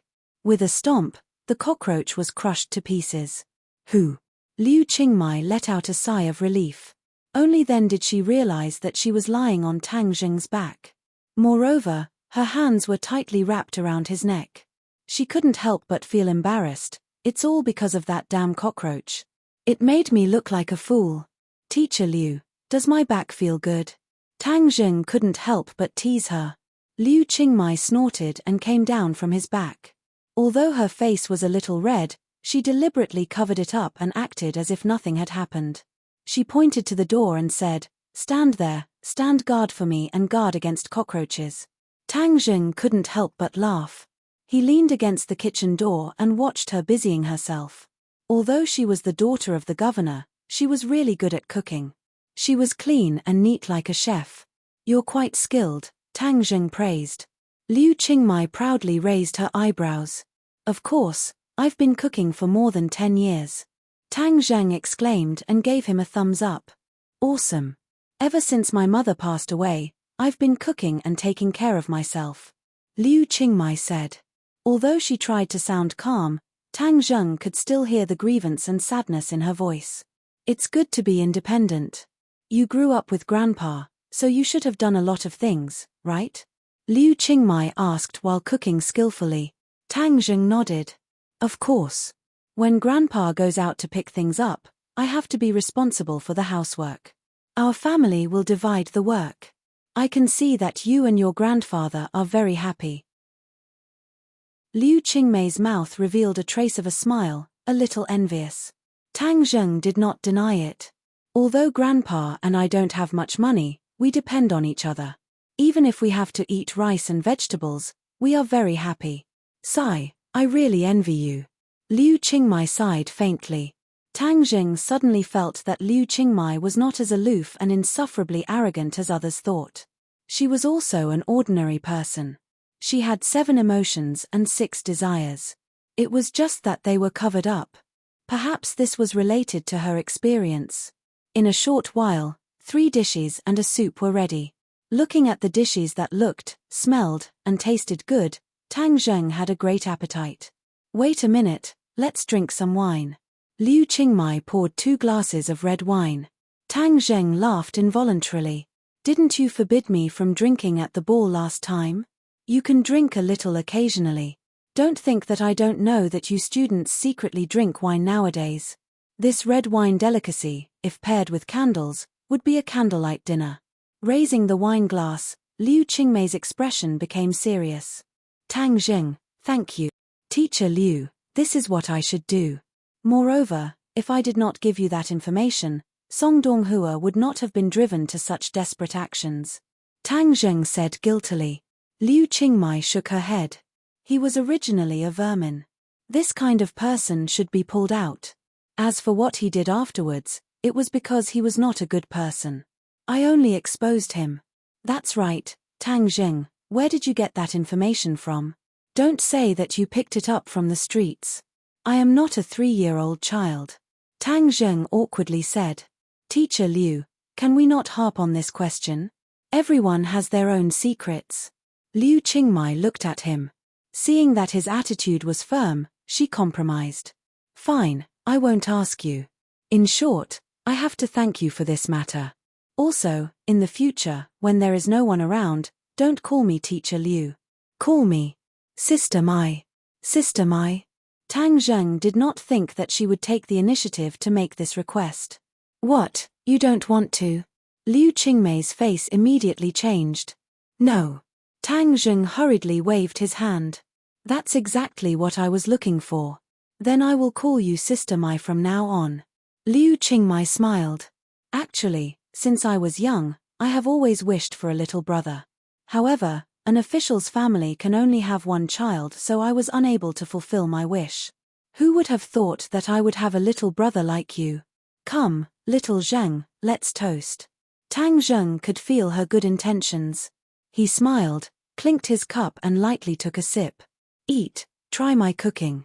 Liu Qingmei was really like a big sister as she passionately picked up food for him. Tang Zheng was not overwhelmed by the favor. He only felt a faint warmth. After eating dinner, Liu Qingmei stretched her waist. Her chest was especially conspicuous. Tang Zheng secretly glanced at it and hurriedly lowered his head. I'll cook. You wash the dishes. Quickly go. Tang Zheng cleaned up the dishes and entered the kitchen. He quickly washed them.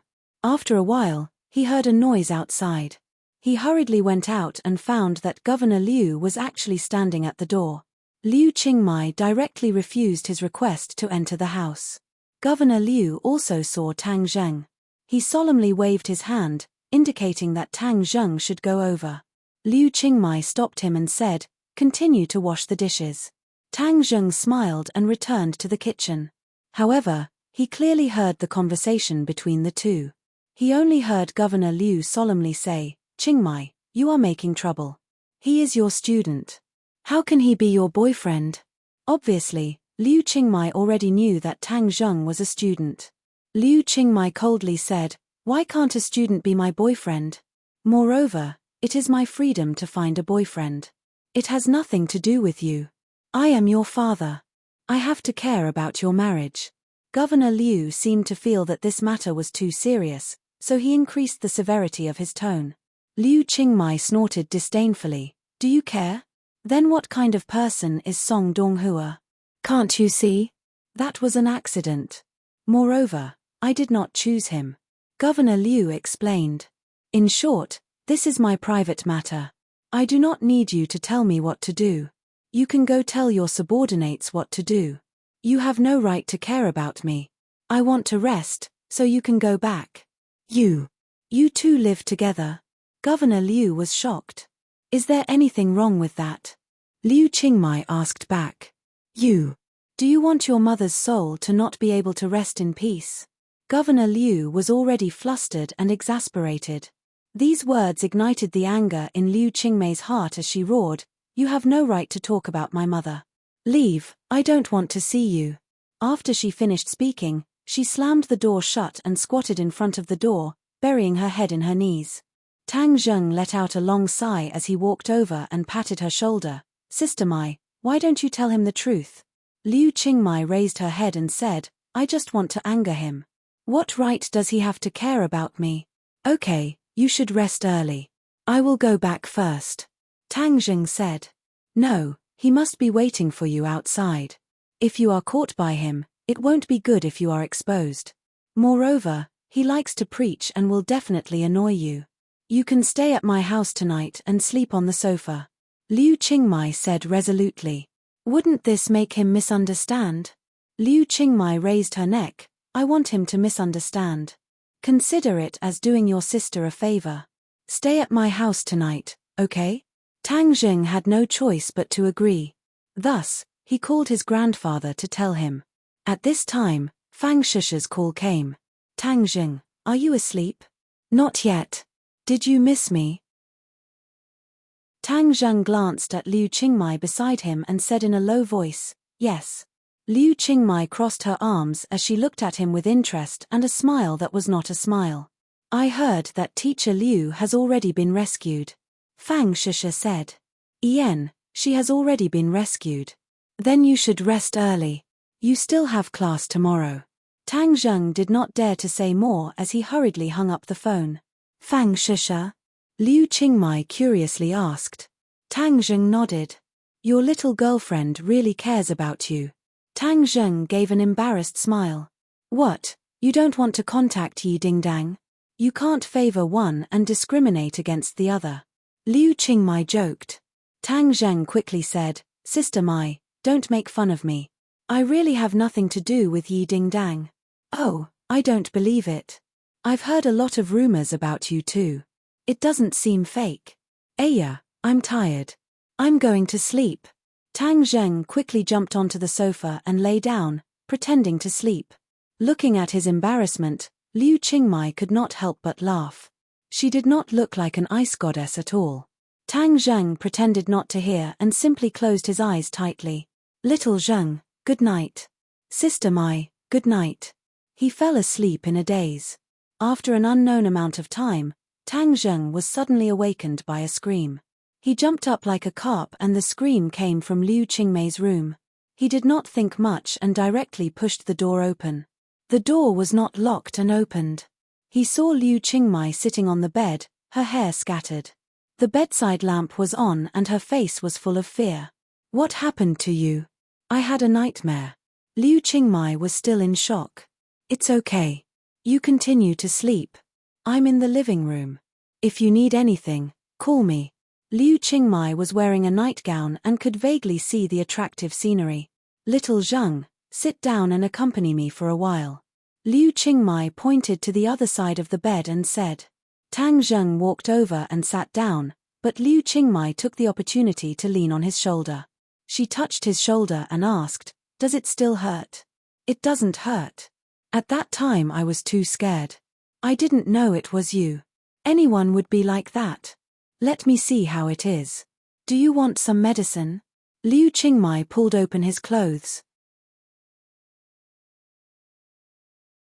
Chapter 155. The teeth marks on Tang Zheng's shoulder are still clear, and the blood has already flowed out. Liu Qingmei gently stroked the wound and said self-reproachfully, "It must be very painful. How could you say it doesn't hurt?" Tang Zheng smiled. "It really doesn't hurt." Liu Qingmei snorted and rolled her eyes. "Why don't you bite me and return it?" Looking at the white and tender skin under her nightgown, Tang Zheng shook his head. "I can't do it. If other teachers and students knew that I bit you, I'm afraid they would tear me apart alive." Liu Qingmei couldn't help but cover her mouth and laugh. "I didn't expect you to be so humorous sometimes." She gently let go of his clothes and said, "I can't sleep. Why don't you talk to me for a while?" "Okay, what do you want to talk about?" Liu Qingmei rolled her eyes and said, "Let's talk about your life. You and your grandfather. In the future, You will be my little brother. Of course I want to know more about you. Tang Zheng hesitated for a moment, then began to talk about all kinds of things since he could remember. Liu Qingmai listened quietly. This was a story that wasn't very happy. In fact, the protagonist's life was very bitter. However, she didn't feel any resentment from Tang Zheng. Instead, she felt the faint warmth of mutual dependence with his grandfather that made the listener feel particularly moved. She gradually realized how ridiculous the misunderstanding she had of Tang Zheng in the past was. He was strong, optimistic, and confident. These seemingly ordinary characters mixed together to become the living person that Tang Zheng was. He didn't have a high and mighty radiance, but he was so real and kind. That's all about me. It's nothing special. Tang Zheng said with a smile. His smile was clean and bright, as if it could dispel the night. The haze in Liu Qingmei's heart gradually dissipated. Liu Qingmei's mouth finally bloomed with a trace of a smile. She yawned and said, "Let's sleep. We still have to go to school tomorrow." Tang Zheng pretended to get out of bed, but was stopped by Liu Qingmei. "Sleep with me. I don't want to be alone. I'm afraid of having nightmares again." "This isn't a good idea." Tang Zheng hesitated as he looked at the beauty in front of him. Liu Qingmei saw that his eyes were looking at her nightdress. She didn't feel disgusted. Instead, she smiled and knocked his head. "What are you looking at? You're not honest. You're my younger brother. Can't you accompany your elder sister for a while?" "Then, all right." Liu Qingmai lay down and pulled Tang Zheng to lie down as well. Then, she leaned half of her body into his embrace. That embrace was as warm as it was during the day, making her feel particularly at ease. She slowly closed her eyes, and unknowingly, she had already fallen asleep. But Tang Zheng was unable to fall asleep as he looked at the beautiful face that was inches away from him, as well as the soft half of her body that was leaning against him. He could clearly see the snow-white half of her body through the collar of her nightgown. She was not wearing a bra, so even though there was no way to get a full view, this half of her face was even more alluring. Tang Zheng couldn't help but think of her naked upper body during the day. His heart fiercely beat and he swallowed a mouthful of saliva. She really wasn't on guard tonight. Tang Zheng was extremely conflicted. As a man who had already tasted the beauty of men and women, facing this kind of temptation was a type of torment. Looking at her calm and peaceful face, Tang Zheng suddenly felt as if he had been hit by a hammer. She trusted him so much. If he still did something beastly, then he would be worse than Song Donghua. He took a deep breath and suppressed the restless flames in his heart. He placed a hand on her waist and used all his strength to close his eyes. He didn't want to miss the beautiful scenery and fell into a deep sleep. The sky turned white and a ray of morning light shined in through the window. Liu Qingmai opened her dazed eyes and found that she was completely lying in his embrace. She was like a little kitten, curled up in his warm embrace. The corners of her mouth curved into a smile that was especially charming under the morning light, as if it could melt everything in the world. She hadn't slept so well in a long time. Last night, she didn't have any dreams. She only felt warm, as if she was soaking in a hot spring. She didn't know why she suddenly trusted him so much. She actually slept in the same bed as him without any defenses. This was something that she couldn't have imagined before. Seeing him peacefully sleeping, her heart moved. Perhaps it was because the two of them had experienced yesterday's matter, so they naturally had a mutual trust and intimacy. She wanted to get out of his embrace, but just as she moved, she found that there was something hard pressing against her lower body. Moreover, it was pressing against her most mysterious place. Although it was separated by clothes, she could clearly feel the hardness. Her entire body trembled as if she had been shocked by electricity. Of course she knew what it was.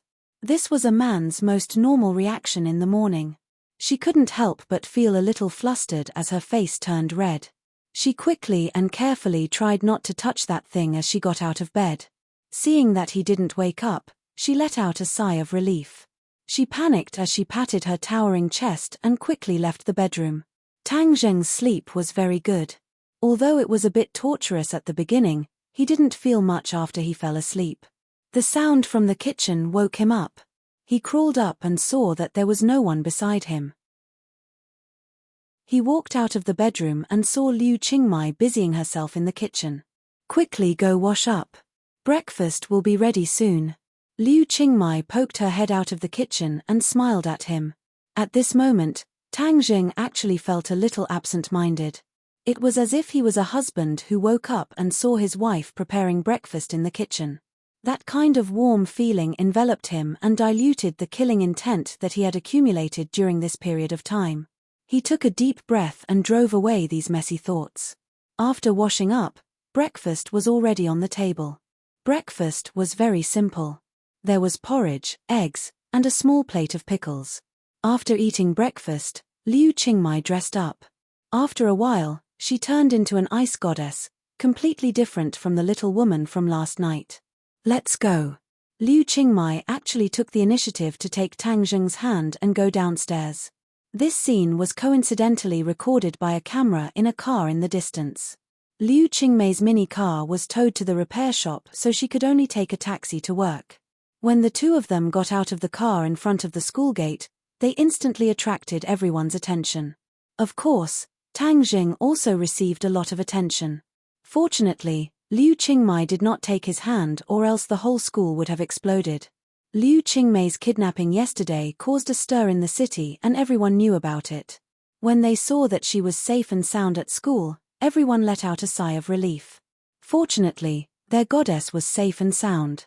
Tang Jing did not want to continue being the center of attention by her side, so he quickly walked towards the classroom while Liu Qingmai went to the office. There were only 10 days left until the college entrance exam. The atmosphere in the class was clearly tense. Yesterday's matter had come to an end and everyone returned to nervously preparing for the exam. Tang Jing also did not dare to be careless. He seriously prepared for the exam and gradually integrated himself into this tense and busy school life. But after school, his life was completely different. Lin, who called to say that Huang Sai wanted to see him. What will come will come. Huang Sai's underlings had already been scattered by Lin, who so the biggest threat now was Huang Sai. Obviously, Huang Sai had found out that Tang Jing was the mastermind behind the scenes. So he directly asked to see him instead of Lin Hu and Fire Phoenix. The location was at the Huang family. Tang Jing hid battle spirit on his body and then accompanied by Lin Hu and Fire Phoenix to this high-walled courtyard. When Tang Jing got off the car, the two elders nervously looked at him and volunteered, "Young Master Tang, we will accompany you in." Tang Jing waved his hand. "It is not good to have too many people. Whether Huang Sai wants to negotiate or fight, I am not afraid of him. You don't need to worry." He had Tian Chan's guarantee, so he was not afraid of Huang Sai. Seeing that Tang Jing had already made up his mind, Lin Hu and Fire Phoenix worriedly said, "Young Master Tang, if Huang Sai dares to act recklessly, we will rush in. Our people are all hiding behind that small hill. When the time comes, we will directly sweep through his lair." Tang Jing laughed out loud. "You guys must be addicted to sweeping the field." Lin, who scratched his head and embarrassedly laughed, "These past few days have been really satisfying. Originally, Hoodlum's lair was under our control. But because the matter is not over yet, we have not opened for business. Once Huang Sai's problem is solved, we can open for business with great fanfare. When the time comes, the money will roll in. Soon." Tang Jing looked deeply at the old mansion and meaningfully said. Tang Jing walked towards the old mansion with large strides. Under the watchful eyes of Huang Sai's two subordinates, he walked into the depths of the old mansion. Tang Jing looked left and right. Although he did not see a single person, he was sure that there were countless pairs of eyes staring at him. He did not care as he swaggered into the main hall of the old mansion. Outside the main hall was a patio with flowers and plants. The lighting in the main hall was dim, but Tang Jing was still able to clearly see that there was a person sitting in the middle of the hall. A middle-aged man with an imposing aura. There was no way to hide his murderous aura. He did not even try to hide it as he openly let his murderous aura fill the entire main hall. Although there was only one person, the oppressive aura he gave off was much stronger than calling in a house full of people. Tang Jing coldly laughed, a show of strength. He was not afraid of the other party's show of strength. He was even disdainful as he swaggered in and stood in the middle of the main hall staring at the other party. Huang Sai also stared at him without blinking. This was not the first time he had heard of Tang Zheng's name. In the past, when Huang Xiang suffered at the hands of Tang Zheng, he already had thoughts of killing Tang Zheng. But in the end Yi Tianlei intervened and he had no choice but to give up. But he never would have thought that the two of them would still clash. Moreover, this clash was even more intense as it involved Huang Sai's decades of foundation. This storm caused Huang Sai to feel an unprecedented sense of danger. He did not believe that Tang Zheng was able to incite such a huge storm. He believed that there was someone behind Tang Zheng, and without a doubt, that person was Yi Tianlei. This was the reason why he did not make a move these past few days. He did not give Tang Zheng a thunderous blow and instead invited him to his mansion. He disdained Tang Zheng, but he had no choice but to fear Yi Tianlei. Chapter 156. Their eyes met, but neither of them spoke. The atmosphere was somewhat heavy, oppressive to the point of suffocation. The disdain on Huang Sai's face gradually disappeared and turned into a dignified expression. His eyes were bright and full of expression. For a youth to be able to remain calm in the face of this kind of pressure, just this courage alone was enough to make Huang Sai take him seriously. He pointed to the large wooden chair beside him and said, "Sit." Tang Zheng complied and sat down. The servant served tea, but Tang Zheng did not drink it. This place was filled with danger, and if there was poison in the tea, then he would be finished here. "Young man, do you know what you have done?" Huang Sai asked condescendingly. Tang Zheng shrugged his shoulders and casually said, "I swept your place." Sweeping my place, what a big tone. You really have guts." Huang Sai's eyes flashed as he said with a murderous look. Tang Zheng curled his lips and said, "If you don't have guts, then you don't need to eat this bowl of rice. You are like me in the past, daring to fight and risking your life. At such a young age you were able to stand out among your peers." Tang Zheng laughed. "I am not like you." Huang Sai laughed coldly. "There is a difference, but I am not as ignorant as you. I know what to do and what not to do, otherwise I would not have been able to live to this day. Those who dared to fight and risk their lives like you in the past have all died long ago." "Oh, it seems you are very lucky." "It is not luck, it is having a brain and not an idiot like you." Huang Sai pointed to his own head and said proudly, "Compared to me, you really are not that smart. You must know that my grades are number 1 in the entire school." Tang Zheng said in a deadpan manner. I think you have become an idiot from studying. What benefits did Yi Tianlei give you to make you risk your life to go against me?" Tang Zheng wrinkled his eyebrows. "What does this have to do with him?" "Haha, young man, don't play dumb with me. If not for Yi Tianlei's instructions, would you dare to be so arrogant and do such a thing?" Huang Sai said disdainfully, as if he felt that Tang Zheng's concealment was child's play. Tang Zheng suddenly realized that Huang Sai thought that he was Yi Tianlei's representative and that it was Yi Tianlei who wanted to deal with the Huang family. He could not help but laugh out loud. "Huang Sai, you claim to be smart, but you are actually an old fool. Let me tell you, this has nothing to do with Yi Tianlei." Seeing the certainty in Tang Zheng's words, Huang Sai couldn't help but be stunned as he asked in disbelief, "Is what you said true?" "Of course, why would I lie to you?" Huang Sai pondered for a moment. Indeed, there was no need for Tang Zheng to lie to him. Both sides had already reached this stage. If Yi Tianlei was really the mastermind, then he should have stood up. Whether it was a peace talk or a battle, Yi Tianlei should have stood up bravely. Moreover, Yi Tianlei was Tang Zheng's protective talisman. Tang Zheng would not be so stupid as to cut ties with him. This meant that this matter was really done by Tang Zheng himself. Huang Sai could not help but laugh out loud. Previously he had been too careful and had almost been fooled by Tang Zheng. However, since it was not Yi Tianlei who ordered him to do this, then this matter was much easier to handle. To deal with a powerless Tang Zheng, Huang Sai felt that it was as easy as blowing off dust. Inviting him to his house was making a mountain out of a molehill. "Tang Zheng, since you were not ordered by Yi Tianlei, then what you are doing is seeking your own death. Don't tell me you don't know." Huang Sai jokingly said. It had been many years since he had seen such a hothead. I don't think so. Seeking my own death requires someone to be able to kill me. Oh, then what is your cultivation level? Let me hear it. Let's see if you can keep your life. Huang Sai relaxed his nerves and did not immediately make a move. 6th grade refining body. Tang Zheng indifferently said. Huang Sai froze for a moment before laughing wildly. 6th grade refining body, and you dare to challenge me? I think you really don't know how the word death is written. Do you know what my cultivation level is? 9th grade natal stage. Tang Zheng's voice was as calm as an ancient well. Since you know, you still dare to go against me? Huang Sai was puzzled. Tang Zheng shook his head and said, Huang Ziyang came to assassinate me, and your subordinate hoodlum also sent people to assassinate me. Before I went against you, you wanted to kill me. Then is there a need for me to continue hiding? Since you will come looking for me sooner or later, I might as well make the first move. Tang Zheng did not say one more thing. In order for his grandfather to live in the ordinary balance without any worries, he had to make sure that the ordinary balance's underworld was within his control.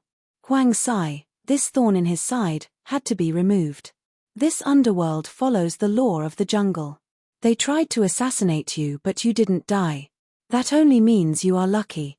Since you took the initiative to provoke me, that means you are destined to die. Tang Zheng pursed his lips and said with a smile, I don't think so. Since you called me over today, then let's talk things out. Good, you do have some guts. If you hadn't done so many things to offend me, I would have taken you under my wing. You are stronger than hoodlum. Tang Zheng shook his head. You will never have the chance to take me under your wing. You also don't have the qualifications. Arrogant. Do you know that you made a mistake today? What mistake? Walking into this hall, from the moment you said that you were not ordered by Yi Tianlei, you were destined to die. Oh. Tang Zheng's expression was calm. Then you mean that I shouldn't take off this protective talisman? Of course, but it is already too late. Even if you want to put it back, it will be useless. As long as Yi Tianlei does not interfere, you will die without a doubt. Then I will unify the ordinary balance's underworld. Since they did not submit to me, then I will let them experience my power. As for the Ye family, there will be a day when I will surpass Yi Tianlei. Huang Sai was full of confidence and ambition. Yi Tianlei was an insurmountable mountain in his heart. Crossing this mountain was his greatest wish. Tang Zheng understood Yi Tianlei's true background. It was not something that Huang Sai could compare to, so he shook his head and said, You won't have that chance. Since you have said so much nonsense, then it looks like you are prepared to kill me. Make your move. You think too highly of yourself for me to make a move against you. Ziyang, come out. Huang Sai suddenly roared as a person slowly walked out from the darkness. When Tang Zheng saw this person, he almost did not recognize him. Huang Ziyang, this person was actually Huang Ziyang. His entire body's aura had changed. He no longer looked like a handsome young master. His entire body was shrouded in a strange aura that caused people to tremble in fear. Young man, I heard that you have many secrets on you. Even Ziyang's martial arts were obtained from you. Later on, if you tell me all your secrets, I will let you die a quick death. Although Huang Sai was a 9th grade natal stage expert, he was still very interested in the secrets on Tang Zheng's body. Tang Zheng ignored him and stared straight at Huang Ziyang. Ever since the battle, this was the first time he had seen Huang Ziyang. He was really shocked by his appearance. Tian Chanzi, what kind of martial arts did you give him? How did he become like this? It's as if he has gone berserk. Tang Zheng asked curiously. Huang Ziyang's strange aura was very similar to that of a demon. Tian Chanzi chuckled. This set of martial arts is good stuff. You will know in a while. Tang Zheng did not continue to ask. Huang Ziyang looked at Tang Zheng with a complicated expression. There was hatred, contempt, and an undisguised killing intent. Tang Zheng, today is the day you die. Huang Ziyang said with a murderous look. Even his voice had changed. Tang Zheng frowned and said, When you came to the hospital to kill me, you were forced to retreat by an old man, right? That old fart. After I kill you, I will go find him. He dares to ruin my plans, so he must die. It seems like it was really the king of medicine who saved him. The next time he saw him, he would have to thank him. Tang Zheng shook his head and said, "You won't have the chance to kill him." Shameless boasting. Huang Xiang said with disdain. "Xiang, don't waste words with him. Capture him first and force out his secret. With his secret, perhaps our Huang clan will be able to suppress the Ye family in the future." Huang Sai ordered. "Relax, he won't be able to stir up any waves. I will slowly torture him until he dies," Huang Xiang said with a cold smile, causing others to tremble in fear. "Little brat, later on don't use your true fire on him. It would be bad if he was burnt to a crisp. Leaving him alive will be of great use," Tian Chanzi warned. "He is a first-grade natal realm cultivator and I am a 6th-grade body refining cultivator. If I want to win against him, I am afraid it will be very difficult. Tian Chanzi, what method do you have? Don't hide it and quickly tell me. Hi, little brat, until the very end, how can I reveal my trump card? You should fight first. Remember, fighting is one of the best ways to increase your cultivation. Huang Xiang is the best opponent for you to train with." Tang Zheng was helpless, but he did not feel any pressure. Since Tian Chanzi did not want to say anything, then he would fight in peace. He really did want to fight. The great battle was about to begin. Huang Xiang approached Tang Zheng step by step. His movements were not very fast, but with every step he took, his aura condensed by a bit. When he finally arrived in front of Tang Zheng, his aura had already condensed to the peak. Huang Sai stared at his son without blinking. He was also very curious about the martial arts his son practiced. This was the first time he saw Huang Xiang in action. He was both excited and proud. The Huang family finally had a successor. Tang Zheng did not move. He watched as Tang Zheng approached, but his entire body's aura had already condensed. When the opponent came close, the two looked at each other with tacit understanding and then attacked at the same time. In the time it took to take a breath, the two disappeared from their original position. In the next second, a fierce collision sound exploded in the air. The two figures flew backwards. Tang Zheng bounced off a pillar in the hall and stopped his retreat. He then rushed forward again. Huang Xiang also retreated a few steps. The limestone floor under his feet shattered, leaving behind 2 long scars. This was the first time Huang Sai saw Tang Zheng in action. Just by seeing the first move, his face could not help but become serious.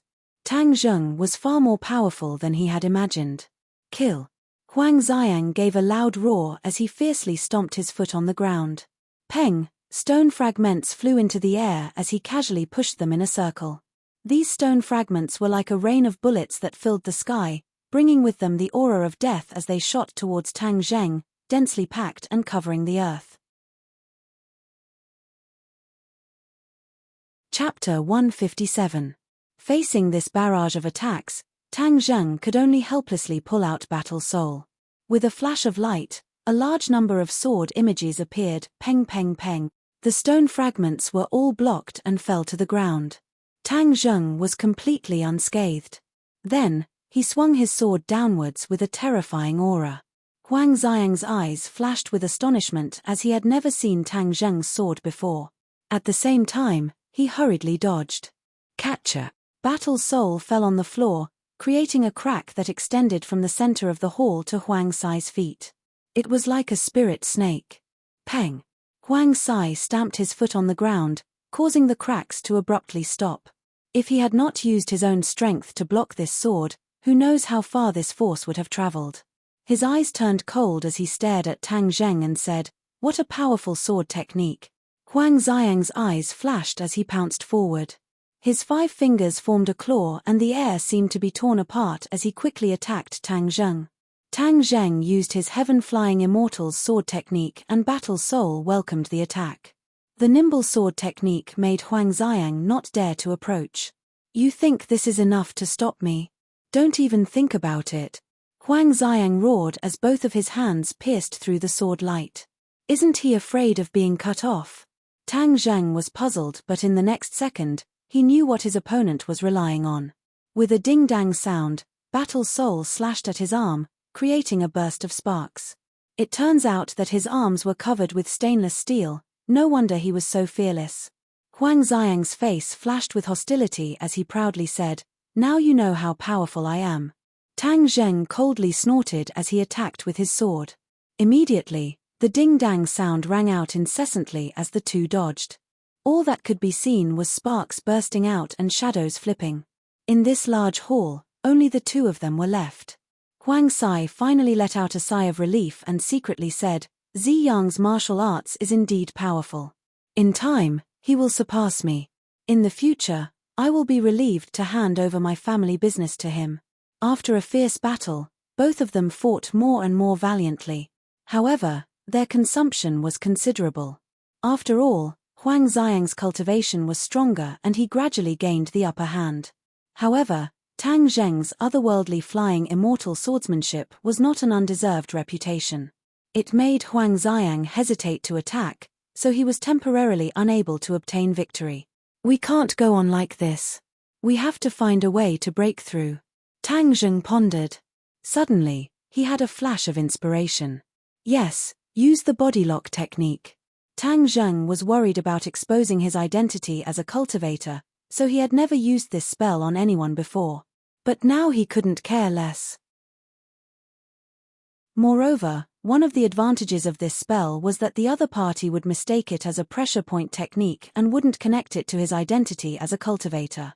Thus, when the two of them were once again close to each other, Tang Zheng silently chanted an incantation. Heaven and earth spiritual energy slightly vibrated and rapidly attacked Huang Xiang's pressure point. Huang Xiang's attack came to an abrupt halt in front of Tang Zheng. His eyes were filled with disbelief as he roared, "What's going on? Pressure point technique?" He clearly discovered that Tang Zheng was not even close to his body, yet his pressure point was still sealed. This was truly unheard of. Tang Zheng did not give him any time to be shocked. He casually grabbed him and placed Battle Soul's sharp blade on his neck. Huang Sai originally had an expression of watching a good show, but upon seeing this scene, he jumped up from his chair and was inexplicably shocked. Air pressure point technique. Tang Zheng curled his lips. This was a body lock technique. What air pressure point technique? This guy doesn't know what's good for him. Huang Sai was still in a state of shock as he asked again, "Who exactly are you? How can a 6th grade body refinement cultivator use air pressure point technique? Isn't air pressure point technique a high-level martial art that only great scholars can use?" Tang Zheng coldly laughed. "Why do you care so much? The most important thing is that your son is now in my hands." Huang Sai turned a deaf ear to his words and shook his head. "Impossible. A 6th grade body refinement cultivator who knows how to use pressure points through the air is unheard of. Who taught you that? Who is your master? Could he be a martial scholar?" Huang Sai's heart began to feel apprehensive. If Tang Zheng had a great scholar realm master, then this matter would be difficult to deal with. Although he had always been conceited, in front of a great scholar realm master, he was nothing. His opponent could crush him to death with a single finger. If he were to kill a great scholar realm master's disciple, then when the matter was investigated, not only would Huang Sai die, but the entire Huang clan would also be annihilated. This was something he was most unwilling to see. But he and Tang Zheng were in a situation where only one of them would die. If he did not kill Tang Zheng, then when his master arrived, the Huang clan would also be annihilated. What to do, what to do? Huang Sai's heart was in a mess. Even if Tang Zheng's backer was Yi Tianlei, he would not be so worried. Now that he knew that Tang Zheng had a great scholar behind him, his intestines were green with regret. Why didn't he investigate properly before making his move? Seeing him remain silent and his expression constantly changing, Tang Zheng suspiciously asked, "What are you thinking about? If you want to make your move, then hurry up. Don't dilly-dally." Huang Sai fiercely raised his head, an ominous glint in his eyes. "Tang Zheng, you really want to fight to the death with me?" Tang Zheng coldly laughed. "Things have already reached this point. Do you think we can still shake hands and make peace? Moreover, Fire Phoenix's husband was killed by you. I also want to take revenge for him. Since that is the case, Then don't blame me for being ruthless. Huang Sai had already made his decision. With a low roar, he charged forward like a ghost. Before Tang Zheng could react, he had already arrived in front of him. With a grab of his hand, the space in front of Tang Zheng seemed to have been sucked away, causing him to feel suffocated. This was the might of a 9th-grade natal stage master. Tang Zheng had previously exchanged blows with Yi Tianlei, but Yi Tianlei had intentionally suppressed his strength. Tang Zheng did not have such a deep feeling. This time, Huang Sai had used all of his strength to kill Tang Zheng in one strike. Tang Zheng was overwhelmed with shock. This kind of expert was not someone he could contend against. He hurriedly used the puppet-like Huang Xiang to block in front of his chest. Suddenly, he felt his hands become empty. Huang Xiang had actually been taken away by Huang Sai. Damn it, so Huang Sai's move was just a feint. His main goal was to save Huang Xiang. Tang Zheng did not counterattack. Instead, he hurriedly retreated. As expected, Huang Sai lifted his son with one hand and swept out with his leg. It really had the power to sweep away 1,000 soldiers. Tang Zheng did not dare to use his body to block this attack like he did with hoodlum. He hurriedly retreated and waved Battle Spirit in front of his chest. Su, a black sword light shot out from Battle Spirit like a raging black flame. Huang Sai was shocked. He stopped his attack and exclaimed, "What is this?" Tang Zheng sneered. Of course he would not tell him that this was his treasure. Just now when he was fighting with Huang Xiang, he had purposely suppressed Battle Spirit's light. Now that it was released, although it was black, it was still very eye-catching. Treasure sword, this is a real treasure sword. Father, you must snatch it. Huang Xiang shouted in surprise. Huang Sai had never seen such a treasure sword before. He was both surprised and happy. If he had this treasure, then even if he were to fight with Yi Tianlei, he would not be defeated. This treasure sword in your hands is like casting pearls before swine. Give it to me. Huang Sai reached out with his hand, wanting to snatch Battle Spirit. But how could Tang Zheng let him do as he wished? With a flick of his wrist, a sword light shot out. This sword light was much more powerful than the previous one. It intertwined into a black sword light that emitted an aura of death. Battle Spirit even let out a resounding sword cry, like the cry of a dragon or tiger. Huang Sai's face was filled with indescribable shock. This treasure sword far exceeded his imagination. He must obtain it. Immediately, he used all of his strength. In an instant, Tang Zheng's face was filled with afterimages. This was the essence of the spring kick. Hoodlum had only scratched the surface. Tang Zheng could not see his opponent's figure clearly. He could only wave Battle Spirit while retreating. I wonder if the body lock technique will have any effect on him? Tang Zheng thought. But since he could not see Huang Sai's figure, he could not chant the incantation to attract the heaven and earth spiritual qi to attack his meridians. Tang Zheng bitterly held on. But the difference between the two of them was too great. Peng, a kick landed on his body and he flew out like a kite with a broken string. Su. A figure flashed as Huang Sai finally appeared from the shadows of his legs and flew towards Tang Zheng, grabbing the Battle Spirit sword in his hands. Tang Zheng's entire body was in pain. It was as if his bones were about to fall apart. Huang Sai's spring kick was indeed powerful. Seeing that Huang Sai was already in front of him, he was about to grab Battle Spirit. Now's the time. Body lock technique. Tang Zheng endured the pain and silently chanted the incantation. The heaven and earth spiritual qi rushed towards Huang Sai's meridians. Huang Sai was in midair when his body suddenly froze and fell to the ground. His expression changed abruptly, and he roared loudly. Crackle, crackle, crackle, crackle sounds rang out from within his body, and then he regained his freedom.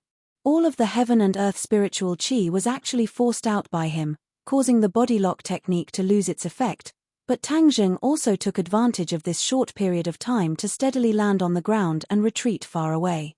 War Soul Sword was held horizontally in front of his chest as he cautiously looked at the opponent. Huang Sai's face was extremely gloomy, but he was extremely excited. It really is the air pressure point strike. Powerful, powerful. He gasped for breath as if he could not suppress the excitement in his heart. No wonder you are so fearless. So you have such a high-level martial art. Tang Zheng, I will catch you. I must catch you. As long as I learn this high-level martial art, who cares about Yi Tianlei? Even Feng Xinyang together will not be my match. All of them will die. Huang Sai's eyes gradually glowed like a pervert seeing a peerless beauty. He did not hide his desire. Tang Zheng sneered, wishful thinking. The heavens are really helping me, Huang Biao. Little brat, your void pressure point strike is still too weak. If your cultivation was just a bit higher, your void pressure point strike would have been able to control me. Huang Sai said fearlessly. Tang Zheng was filled with hatred. If his cultivation was high enough, he would be able to draw in more heaven and earth spiritual qi. He would not even need to fight and Huang Sai would be completely under his control. Why would he need to run for his life and kill here and there? Huang Sai once again launched an attack. This time he was even more careful. Inner qi filled his meridians to guard against Tang Zheng's air pressure point strike.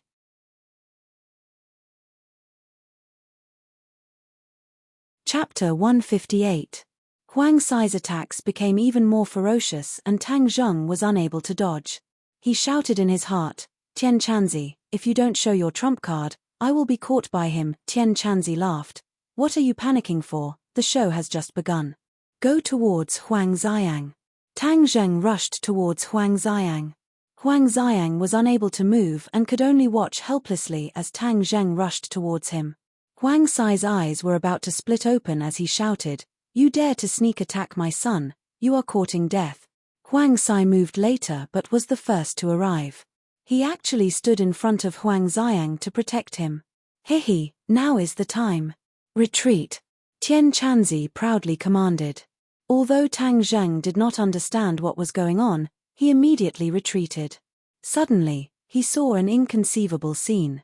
Huang Sai's back was facing Huang Xiang and he did not notice the strange change in Huang Xiang's eyes. Huang Xiang's eyes lost their spirit and became sluggish. Huang Sai then moved and pushed his palms forward. Peng! A thunderous sound rang out as the two palms viciously landed on Huang Sai's back. Huang Sai staggered forward as he spat out a mouthful of blood. His face turned deathly pale. He turned his head in fear and was shocked to discover that the two palms were from his own son. His liver and gallbladder were torn apart and he was inexplicably shocked. What is going on? Percent not equal to Huang Xiang actually attacked Huang Sai. Not only was Huang Sai baffled, but Tang Zheng was also confused. He was dumbstruck as this scene of a father and son killing each other was too strange. He did not dare to believe that this was real. Haha, this is a good show. Tian Chanzi proudly laughed. Tang Zheng was puzzled. Could it be that Huang Xiang had gone crazy? What is going on? Didn't I tell you that Huang Xiang's martial arts have side effects? This is the side effect. Tian Chanzi boasted. Could it be that the side effect is going berserk? Of course not. Going berserk is child's play. Tian Chanzi, do not make a move, but when I make a move, it will be different. He's under the effects of the puppet technique. Puppet spell? Tang Zheng had never heard of this spell, so he was confused. The puppet technique is to control his mind and turn him into a puppet. From then on, you can do whatever you want. The martial arts I gave him are the puppet cultivation martial arts.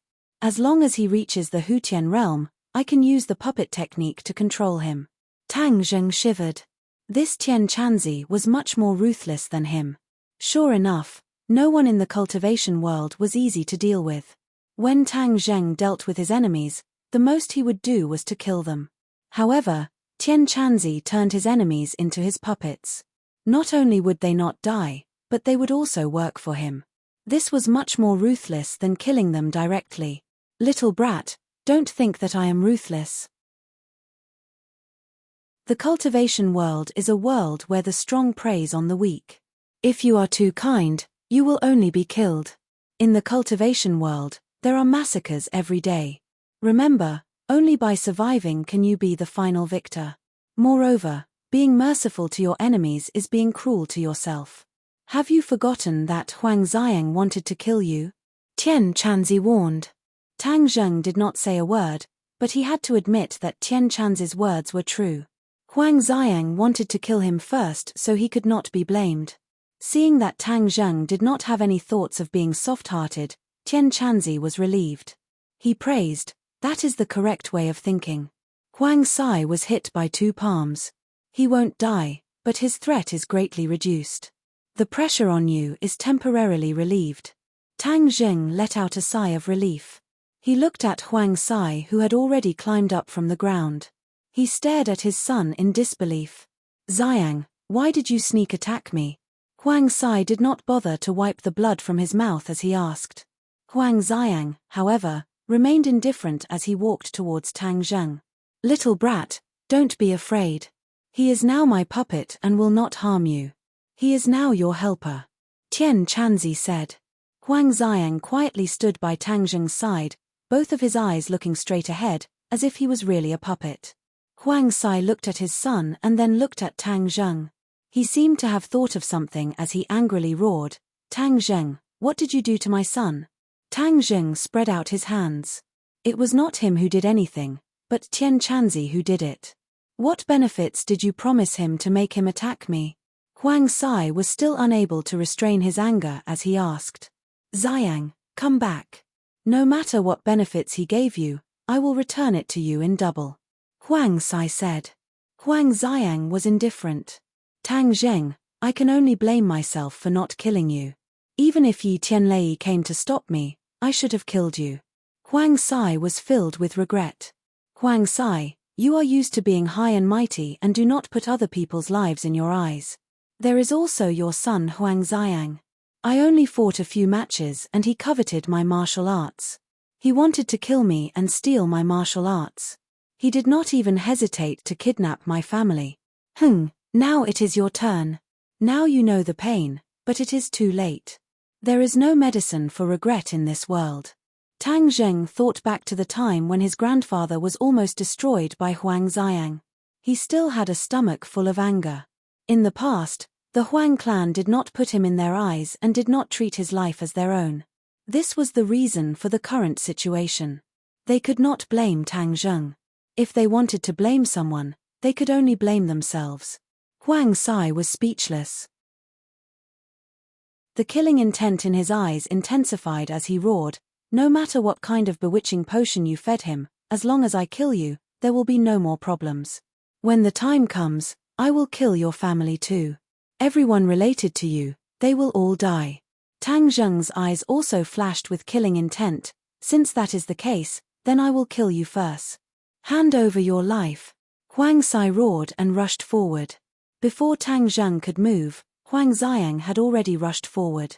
His movements were faster than before and his attacks were more ferocious. After he becomes a puppet, his attack power will increase, Tian Chanzi explained. Tang Zheng nodded his head and did not move. He quietly watched the scene unfold before him. The two of them quickly began to fight. The entire hall looked like it was crushed by a heavy machine. It was a complete mess. The commotion here was too big. Dozens of people rushed over after hearing the news. When they saw the father and son fighting each other, they were all stunned and did not dare to step forward. "Kill that brat Tang Zheng for me," Huang Sai angrily ordered. Immediately, everyone brandished their weapons and attacked Tang Zheng. Facing these ordinary thugs, although there were many of them, Tang Zheng was not afraid at all. Those who attacked him were all knocked to the ground. "Kill." Suddenly, an earth-shattering battle cry sounded from outside the old house. Then, a large group of people rushed in with Fire Phoenix and Lin Hu at the front. When the two of them heard the commotion outside, they gathered their subordinates and rushed in. They definitely could not let anything happen to Tang Zheng. Unknowingly, Tang Zheng had already become their backbone. But when they rushed in and saw the scene before them, their jaws dropped to the ground. The one fighting with Huang Sai was not Tang Zheng but Huang Xiang. Lin Hu and Fire Phoenix looked at each other, unable to comprehend the situation. "Let's deal with this group of people first," Lin Hu said. Fire Phoenix nodded her head and led her subordinates to charge over, knocking the people around Tang Zheng to the ground. Immediately, The hall quietened down as everyone stared at the strange battle unfolding before them. Lin Hu asked in a low voice, "Young Master Tang, what is going on here?" Tang Zheng shook his head and said, "How did you guys come in?" "We heard the commotion. That old fox Huang Sai is very cunning. We were worried about your safety, so we rushed in," Lin Hu explained. Fire Phoenix excitedly said, "It seems like our worries were unnecessary. Young Master Tang really has a way. He actually made this pair of big and small foxes fight each other. This Huang Xiang is really powerful. His progress is too fast. He can actually contend with that old fox. Could it be that he is also a 9th grade natal stage? That can't be right." Lin Hu stared with wide eyes at the fierce battle between the two and could not help but sigh. Huang Xiang is a 1st grade natal stage, but Huang Sai is already heavily injured, so the two of them are evenly matched. Tang Zheng explained. Fire Phoenix glared at Huang Sai, the anger in her eyes surging upwards as she thought of her dead husband. "Young Master Tang, I will go help. We must definitely kill that old fox," Fire Phoenix said while gnashing her teeth. Tang Zheng shook his head and said, "Don't act rashly. Your cultivations are too low. If you go, you will only give Huang Sai a chance to counterattack." Lin Hu and Fire Phoenix looked at each other and lowered their heads in shame. Seeing this, Tang Zheng knew that he had hit their weak spot. These two could be considered experts to normal people, but to true experts, they were too weak. "When we return, I will give you two a set of martial arts. You two can figure it out yourselves. It should be able to increase your cultivation."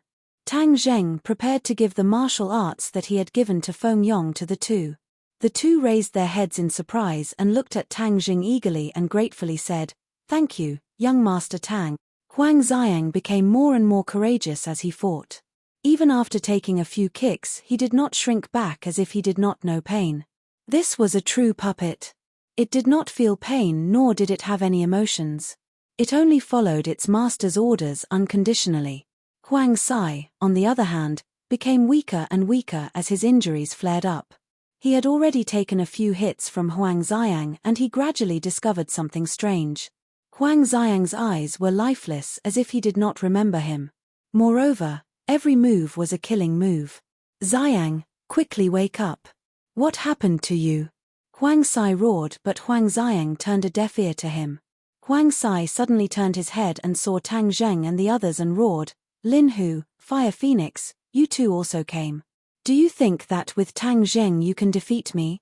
Lin Hu coldly smiled and said, "Huang Sai, if we don't defeat you, will you not deal with us? In the ordinary balance, everything had to be done according to your wishes. I, your father, have had enough of this kind of life." Fire Phoenix angrily said, "Huang Sai, that year you killed my husband. Today I will kill you. Is that not the right thing to do?"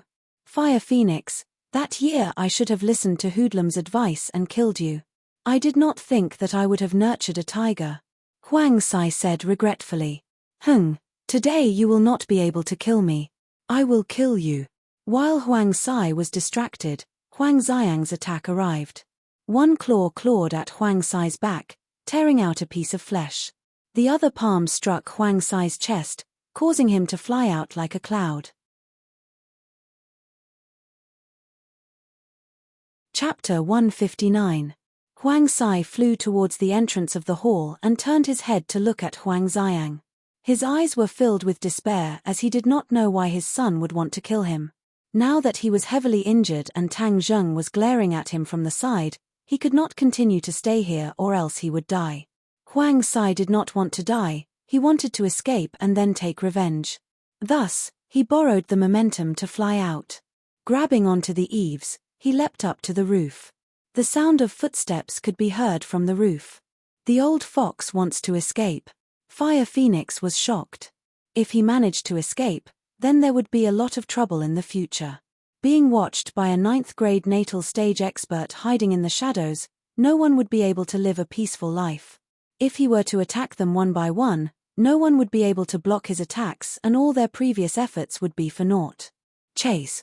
Tang Zheng let out a deep roar, and with a push from the pillars of the hall, he and Huang Xiang flew up to the roof at the same time, stepping on the tiles as they quickly chased after each other. Lin Hu and Fire Phoenix left behind a few of their younger brothers to watch over Huang Sai's men before they also rushed out of the old house and chased after them. From afar, they could see that under the moonlight, the three of them were like cheetahs as they rushed towards the forest not far away. As long as Huang Sai rushed into that small forest, then it would really be like finding a needle in a haystack. Tang Zheng obviously saw through his intentions and shouted, "Quick, don't let him escape." He and Huang Xiang simultaneously increased their speed. Huang Sai was like a stray dog as he madly ran, not daring to stop. Looking back at the approaching pursuers, he clenched his teeth and also increased his speed to the limit. Su su su. At this time, Lin Hu and the rest could only see the three leaving behind after images as their speed was incomparable. Both sides were separated by 100 meters. Seeing that Huang Sai was about to enter the forest, Tang Zheng knew that he could not wait any longer. Steeling his heart, he simply raised Battle Soul and used all his strength to throw it forward. Su. A piercing sound rang out as the air was torn apart. Battle Soul shone with a black light as it shot towards Huang Sai like a gigantic concealed weapon. The speed of the War Soul Sword was faster than everyone else. In the blink of an eye, it streaked across the night sky. The dark sword seemed to have blended into the night sky. If not for the sound of breaking through the air, it would have been hard to detect. Huang Sai heard a gust of wind behind him and turned around to look. Battle Soul was already 5 meters away from him. If he did not take any countermeasures, he would be pierced through. He had no way to continue forward, so he had no choice but to dodge to the side. The War Soul Sword brushed past his shoulder, and it was extremely dangerous. Catcher. The War Soul Sword cut through the trunk of a large tree in front of him and fiercely stabbed into a rock. Cracks quickly spread out on the rock and in an instant, it burst open and shot in all directions. Taking advantage of this momentary delay, Tang Zheng and Huang Ziyang had already caught up to Huang Sai. Huang Sai was shocked as his eyes inadvertently fell on the battle spirit and his eyes lit up. Treasured sword. With this exceptional treasured sword, his battle strength would instantly increase. The threat of Tang Zheng and Huang Ziyang would no longer be a concern.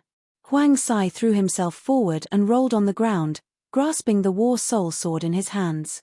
The cold sword hilt caused his spirit to soar. He did not continue to run but instead stood there proudly. Under the moonlight, his face was filled with malevolence as he glared at the two people charging at him. The treasured sword is in my hands. Tang Zheng, you are dead. Just what kind of demonic technique did you use to confuse Ziyang? Quickly turn him back. Huang Sai held the sword in one hand and pointed it at Tang Zheng, threatening him with a murderous aura. Tang Zheng and Huang Ziyang both stopped and stared at Huang Sai. Tang Zheng hesitated for a moment before saying, "Puppet technique, have you heard of it?" Puppet technique? Huang Sai's face was filled with doubt as he had never heard of it before. However, the name was easy to understand. Are you saying that my son has become your puppet? It is Tian Chanz's puppet. Tang Zheng said but did not deny it. What kind of technique is this? I have never heard of it before. Tang Zheng shook his head and said, in this world, there are many things that you have never heard of. Little brat, did your master teach you all of this? Tang Zheng declined to comment. If I kill you now, I will kill your damned master in the future. Huang Sai leapt forward. The War Soul Sword in his hand did not emit a black light but it was still filled with killing intent. At this moment, Huang Sai felt like he was an invincible god of war. His heart was filled with an indescribable self-confidence as his eyes widened and he gave a deafening roar. Kill. Tang Zheng did not dodge and instead charged forward. Huang Ziyang also attacked, one from the left and one from the right, forming a pincer attack. Huang Sai acted as if he did not see it. With the treasured sword in hand, what did he have to fear? Shua. The biting cold sword pierced straight towards Tang Zheng but Tang Zheng did not stop and instead reached out to grab the War Soul Sword. Huang Sai was overjoyed as this sword would definitely cut off Tang Zheng's arm. Then he would have nothing to worry about. Lin Hu, Fire Phoenix and the others saw this scene from afar and turned pale with fright. They loudly shouted, "Young Master Tang, be careful. Would Tang Zheng really take the risk? Of course not. Was the War Soul Sword an ordinary treasured sword? Of course not. The War Soul Sword was a treasure and Tang Zheng was its master. Both parties were connected, and with a thought from Tang Zheng, the War Soul Sword's attack came to an abrupt halt as if it was blocked by an invisible force. Huang Sai was shocked as he used all of his strength to stab forward, but the War Soul Sword did not move an inch. Tang Zheng's hand was already on the blade of the sword, but his hand was not cut off. Suddenly, the War Soul Sword blazed with a black light, and began to tremble with a buzzing sound.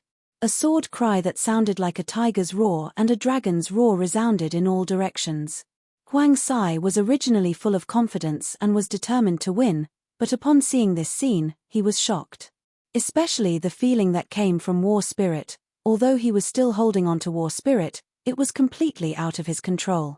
A huge force was transmitted from the sword hilt to his hand, causing his 5 fingers to involuntarily loosen as he watched the War Soul Sword land in Tang Zheng's hand. He felt as if the War Soul Sword had a soul and was not like an ordinary treasured sword. At this moment, he felt as if his liver and guts were about to burst. How could this be? Huang Sai roared. Tang Zheng coldly smiled. This is not a treasure that you can control. Huang Sai did not understand the true meaning of this sentence because Huang Xiang's attack had already reached him from the other side. With a pincer attack from the left and right, he had no way to retreat. Even if I die, I will kill you. Huang Sai suddenly pounced towards Tang Zheng as if he had gone mad. His legs flew over and in a flash, Tang Zheng was enveloped in them. But there was someone faster than him. Huang Xiang's fists struck out and ruthlessly slammed into Huang Sai's back. This palm strike contained all of his strength and was enough to shatter stone. With a crisp sound, Huang Sai staggered and fell at Tang Zheng's feet. The sky full of leg shadows disappeared without a trace. Fire Phoenix and Lin who saw this unfathomable scene and were both shocked. Tang Zheng's ability to snatch a white blade with his bare hands was too shocking and convincing, and Huang Xiang's ruthlessness and decisiveness caused them to tremble in fear. Seeing Huang Sai lying on the ground motionless, the few of them quickly rushed over. Tang Zheng looked down at Huang Sai. Huang Sai spat out a mouthful of blood which dyed the ground in front of him red. The life in his eyes was slowly fading away. The 2 palms just now were killing moves and had already shattered his heart meridians. There was no way to reverse the situation. Huang Xiang remained expressionless as if everything that had happened had nothing to do with him. He made Lin Hu and the others who had caught up to hide far away from him. This was too strange and had exceeded their imaginations. Tang Zheng, I am not satisfied. I should have killed you earlier. I should have killed all of you earlier. Huang Sai spat out a mouthful of blood as he continuously shouted. Fire Phoenix angrily said, That year when you killed my husband you should have known that this day would come. You only have yourself to blame. Huang Sai glanced at her and said, I do not regret it. At the very least, I have lived longer than that dead husband of yours. I was able to rule over Changheng City and he did not. I am simply stronger than him, haha. You will never be stronger than him. I will always remember him, but in this world, no one will remember you. Fire Phoenix flew into a rage and ruthlessly kicked Huang Sai. Huang Sai rolled over and his cries came to an abrupt end. All that was left was a series of rapid breathing sounds. Fire Phoenix was very emotional, her eyes filled with tears as she said, Young Master Tang, let me personally kill him. Let me do it. Lin Hu also indignantly requested. Tang Zheng shook his head and ordered Huang Xiang, You go. Lin Hu and Fire Phoenix were startled as they stared at Huang Xiang, as if they wanted to see what kind of reaction he would have. They were also very curious about the relationship between Tang Zheng and Huang Xiang. They only saw Huang Xiang expressionlessly walk towards Huang Sai, without a trace of resistance. Huang Xiang squatted down and grabbed Huang Sai's head with both hands. Huang Sai's eyes widened as he angrily roared, No, I don't want to die, catcher. His cries came to an abrupt end as his neck was broken by Huang Xiang. This ordinary balance underworld boss had ended his life, just like how he ended the lives of others. Sooner or later, he would have to pay for what he did. Woo woo woo. Suddenly, Fire Phoenix squatted on the ground and wailed, "Huang Sai is finally dead. I have avenged you. Do you see? Your spirit in heaven can now rest in peace." Lin Hu let out a long sigh and patted her shoulder. Fire Phoenix sobbed, completely lacking the ruthlessness a boss should have. However, at this time, no one would force her as this was the truest expression of her emotions. Fire Phoenix's cries gradually stopped as she turned towards Tang Zheng and firmly said, "Young Master Tang, you have avenged my husband. From today onwards, I, Fire Phoenix, will be at your disposal." Tang Zheng hurriedly supported her and said, "Everyone will work hard together in the future. We will definitely have a more glorious future." Lin Hu and Fire Phoenix nodded their heads at the same time. "We pledge our lives to follow young Master Tang. Even if we have to go through mountains of blades or seas of flames, we will not hesitate." In this battle, Tang Zheng made Fire Phoenix truly submit to him. This was not only a relationship of benefits but also a type of subservience that strengthened the relationship between both sides. From this moment onwards, Tang Zheng became the true leader of Changheng's underworld and sat on the top seat. Chapter 160. After leaving someone to deal with Huang Sai's corpse, Tang Zheng, Lin Hu, and the others returned to the city by car. The atmosphere in the car was a bit strange. Tang Zheng sat in the middle with Lin Hu and Fire Phoenix beside him. Huang Xiang sat alone in the last row, not making a sound, even his breathing was very light. Lin Hu and Fire Phoenix would occasionally turn their heads to look at Huang Xiang, only to see that his eyes were tightly shut as if he was asleep. However, the two knew that he was definitely not asleep and could explode at any time to injure them. The key point was that his relationship with Tang Zheng was very similar to that of a servant and a master. They did not look like collaborators at all, much less the high and mighty young Master Huang from before. How did Tang Zheng manage to do this? The two were puzzled. Fire Phoenix gave Lin Hu a look and Lin Hu hesitated for a moment before asking, "Young Master Tang, how should we deal with him?" Tang Zheng did not turn his head and lightly said, "You guys find a place to put him in order and provide him with food and drink. Don't worry about anything else, he won't run around randomly. But he is Huang Xiang, the famous young Master Huang. Who knows how many people have fallen at his hands? He is also a first-grade natal stage cultivator. What if he hurts someone?"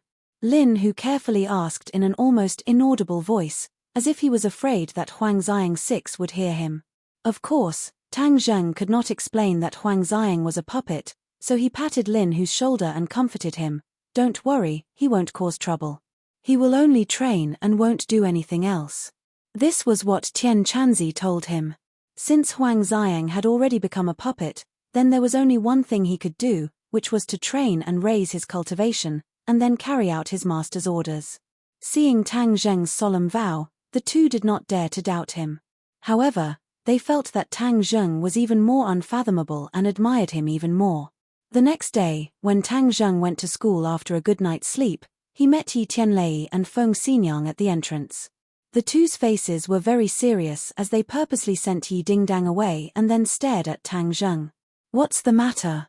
Tang Zheng suspiciously asked. Looking at the two's expressions, there must be something big. Yi Tianlei said in a deep voice, "Huang Sai is dead, Huang Xiang is missing." Tang Zheng stared blankly for a moment. So it was this matter, and he thought it was something big. Feng Xinyang said, "Little handsome brother, Huang Sai's death is too strange. It is said that he was killed by someone from the underworld. However, Huang Sai's cultivation is at the 9th grade natal stage. In the ordinary balance, there is no one who is his opponent. As for Huang Xiang, it is said that he has already broken through to the 1st grade natal stage. You and Huang Xiang have a conflict and we are worried that he will do something to you, so we came to remind you not to run around. If you don't mind, you can come to our house to stay for a few days." Feng Xinyang's concern was expressed in her words. It was really like the concern of a husband and a mother for their future son-in-law. "In a while, I will be going to Beijing. Ding Dang will also be going to Beijing to study in the future. Therefore, it is best that you get into a school in Beijing for the college entrance exams. In the future, when you go to Beijing, We can take care of each other. Even if Huang Xiang wants to do something, he will still have some restraints. Yi Tianlei said. Tang Zheng felt a warmth in his heart. This family really cared for him. He thought for a while and decided not to hide anything. He directly said, "When Huang Sai died, I was at the scene." What? The husband and wife were both shocked. What happened? Huang Sai wanted to kill me, so I killed him. No, he was killed by Huang Xiang. Right now Huang Xiang is one of my people, but it is not convenient for him to show himself. Tang Zheng said after some consideration. He still could not reveal the matter of his puppet technique to the public. It was too shocking. But this also caused the husband and wife to be stunned. If you asked who the Ye family's biggest opponent in the ordinary balance was, it would undoubtedly be Huang Sai. The two sides had been fighting openly and secretly for many years. Now Yi Tianlei, for some unknown reason, was preparing to let Yi Tianlei return to Beijing. Although Feng Xinyang was not willing, she could only accept it. Therefore, Yi Tianlei did not pay much attention to Huang Sai. Who would have thought that Huang Sai would die like this, and even be killed by Tang Zheng? The two looked at each other. Their brains were not enough to process this. They stared straight at Tang Zheng, confirming that he was not joking. Little handsome brother, Huang Sai is a 9th grade natal stage cultivator. I heard that you are a 6th grade refining body. How did you kill him? Feng Xinyang asked in bewilderment. It was Huang Xiang who caught him off guard. He injured him and then killed him. How did Huang Xiang kill Huang Sai? This question was even more puzzling. Tang Zheng shook his head and smiled mysteriously. He did not say anything. The husband and wife knew that this definitely involved Tang Zheng's secret, so it was not convenient for them to ask. However, the two people's hearts were already in a perilous situation. Their gazes towards Tang Zheng changed again and again. Yi Tianlei patted Tang Zheng's shoulder and said earnestly, "Then you are saying that the people in the ordinary balance underworld are all yours. You are that mysterious young Master Tang? That is just something they call me for fun." Tang Zheng laughed involuntarily. He did not expect that they would also hear of this name. The new generation is replacing the old. It seems that I really am getting old. Yi Tianlei sighed. This kind of thing was really unimaginable, but Tang Zheng did it. Of course, there was definitely a secret that could not be revealed. However, this showed that Tang Zheng's mysteriousness far exceeded his expectations. Feng Xinyang's eyes gradually lit up. She stared at Tang Zheng with a burning gaze and asked, "Little handsome brother, how have things been between you and that girl surnamed Fang?" Tang Zheng stared blankly and said, "Pretty good." "What's the matter?" Feng Xinyang pointed at Yi Dingdang, who was standing not too far away, and said, "Don't you think that our family's Dingdang is very ladylike right now?" Hey! Tang Zheng stared blankly for a moment. He had already guessed the other's thoughts. She was going to play matchmaker again. As expected, Feng Xinyang said, "Little handsome brother, I think very highly of you. You have to chase after our family's Dingdang. Our family's Dingdang is good at martial arts. In the future, she will definitely be a good wife." Yi Tianlei's brain did not work as fast as his wife. He helplessly looked at Feng Xinyang and shook his head without saying anything. Tang Zheng was really flattered by her enthusiasm. He could not resist and hurriedly said, "I have to go to class. Uncle Yi, Auntie Feng, goodbye." Then he ran away. Feng Xinyang did not forget to call out, "Don't forget my words. You really can consider it." Yi Dingdang saw Tang Zheng run away in a sorry state. She curiously asked, "What did they say to you?" "They didn't even let me hear it." Tang Zheng shrugged and said, "You can ask them. If I ask them, they won't tell me." "What did they secretly say to you?" "It's like I'm not their daughter and you're their son." Tang Zheng embarrassedly smiled. If you don't want to say it, then don't say it. Let me tell you, this week I will definitely break through to the 6th grade refining body. Just wait for the announcement to be made to the whole world." Yi Dingdang said in high spirits. Tang Zheng was in disbelief. So fast? Could it be that the Jade Women's Heart Sutra is really that good? Yi Dingdang rolled her eyes at this ignorant fellow and said, "Of course, The Jade Women's Heart Sutra is too compatible with me. My body's chi has become much stronger. Tang Zheng stared at her without blinking. Of course he could not see enough, but he could feel that her inner strength was vigorous. What made him feel even more surprised was that her pure yin chi seemed to have become even denser. Yi, what's going on? Tian Chanzi, quickly come out. The Jade Women's Heart Sutra you gave her wouldn't be the same as the one you gave Huang Xiang and turn her into a puppet, right? Tian Chanzi's methods left a deep impression on Tang Zheng. Brat, don't bite Lu Dongbin like a dog. You don't know how to appreciate good intentions. The Jade Woman Heart Sutra that I gave to this girl is a very high-level martial art. How could it be such a mess? Tang Zheng let out a sigh of relief, but why did the pure yin chi in her body increase? Here hi, this is the beauty of the Jade Women's Heart Sutra. Because this martial art is specially designed for women, it can naturally accumulate a woman's pure yin chi. Isn't this just to benefit you, little brat? In the future when you are together with her, you will be able to obtain even more pure yin chi. I really put a lot of thought into this. Tian Chanzi boasted. Tang Zheng was stunned for a moment. Tian Chanzi, can you not randomly matchmake me? I already have Fang Shisha. Chimpage, you still blame me? I won't lower myself to your level. You will know in the future. Tian Chanzi simply shut up, leaving Tang Zheng helpless.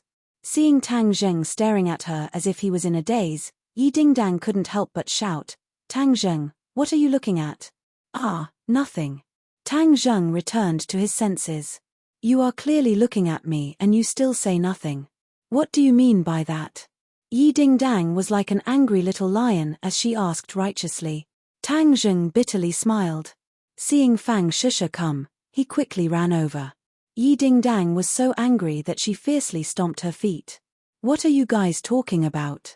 Why is Yi Dingdang so angry? Fang Shisha curiously asked. If it was said that she was a bit worried about Yi Dingdang before, but in this period of time, Tang Zheng and her were stuck together like glue. Yi Dingdang had nothing to do with her, so she was very relieved. Nothing much. Last time you said that after using the spirit pill, my cultivation would increase faster. Why don't you come to my house tonight? I want to quickly increase my cultivation. Fang Shisha impatiently said. Okay, no problem. Tang Zheng had taken care of Huang Sai and his mood was much more relaxed. As for Daoist Tianji, he bowed and knew where he was, so he didn't need to worry too much. Then come to my house tonight. Your parents won't have any objections, right? Fang Shisha couldn't help but think of the embarrassing scene from last time. She fiercely pinched him and said, I asked you to guide me in my cultivation, not to do that. In bed, martial arts is also martial arts. Ayo, don't pinch me. My flesh is about to fall off. Tang Zheng shouted. Hung, liar. This little bit of pain is nothing to you. Fang Shisha glared at him but still let go. Tonight, you can secretly come to my house. Just don't let my parents see you. A few days ago they were watching us very closely. Sometimes my mom would even eavesdrop at the door. But these 2 days she hasn't eavesdropped. So you just have to secretly come here tonight and leave before the sun rises. Tang Zheng gave a naughty laugh. After cultivating, can't I do something else to relax? Ah, why is your brain filled with these things? Fang Shisha fiercely poked Tang Zheng's forehead and pouted. Tang Zheng gave a silly laugh. These days were truly blessed. Chapter 161. The night was like water. A figure jumped into the courtyard of a villa and quickly jumped in through a half-open window. The guy who climbed in through the window in the middle of the night was obviously Tang Zheng. With such nimble skills, he was suitable to be a flower thief. Why did you come so late? Fang Shisha asked in a low voice. She had been lying on the bed, quietly waiting for her lover. I'm just worried that your parents aren't asleep yet. Tang Zheng explained. Fang Shisha playfully smiled. You really have the potential to be a thief. Hehe, I don't steal things, I specialize in stealing people. I'll steal a beauty like you. Tang Zheng said with a mischievous smile. Fang Shisha raised her fist and punched him. Tang Zheng hugged her and the two's lips kissed. The light of the table lamp was not very bright, but it added a hint of ambiguity to the atmosphere. Don't be naughty, I still have to practice, Fang Shusha said as she escaped from Tang Zheng's evil clutches. Tang Zheng shrugged, took out a small porcelain bottle, and gently poured a spirit pill into her palm. She opened her eyes wide and praised, "Wow, it's really beautiful. In a while, directly swallow it, then use your martial arts to absorb the spiritual energy of heaven and earth and convert it into your own zhenqi," Tang Zheng said. So simple. Of course, this is similar to practicing martial arts, but you can gather more spiritual energy of heaven and earth for your use. Fang Shusha nodded, indicating that she understood. She then sat down cross-legged, took the spirit pill, closed her eyes, and began to practice martial arts. Tang Zheng stood guard at the side. It was obvious that the spiritual energy of heaven and earth was gathering in this room, but it was not as terrifying as Tang Zheng's last time. Since I have nothing to do, why don't I take the spirit pill too? Tang Zheng pondered, as the spirit gathering pill could only be taken once every 10 days. The last time he took a spirit gathering pill, he had been so busy that his feet didn't touch the ground, so he didn't have time to take it. He also sat down cross-legged and swallowed a spirit gathering pill. The spirit chi of heaven and earth immediately poured into the villa from all directions. Last time, he had absorbed the heaven and earth spirit chi within a radius of 1 kilometer. This time, when the two of them worked together, the heaven and earth spirit chi within a radius of 2 kilometers rapidly converged towards the villa and madly rushed into their bodies. The budding flowers in the courtyard absorbed the spiritual energy and immediately bloomed, emitting a delicate fragrance. The trees grew new buds, and the grass that was about to wither actually regained its vitality and became emerald green. Fang Chonghua and Shi Mengqin slept especially well tonight, as if they were babies. They did not even dream as their body's metabolism intensified, rapidly expelling the toxins. Several patrolling security guards passed by the villa, looked around suspiciously, and whispered, "Do you guys feel refreshed?" "Yeah, I was dozing off just now, but now I'm especially energetic," another person said. They looked at each other, not knowing what had happened. Normal people would not be able to sense the changes in the heaven and earth spirit chi, but their bodies would instinctively react. However, some people were able to sense it. Daoist Tianji had been frantically searching for Tang Zheng during this period of time. However, in this large city, he did not have any resources and could only rely on his own 2 legs to run around.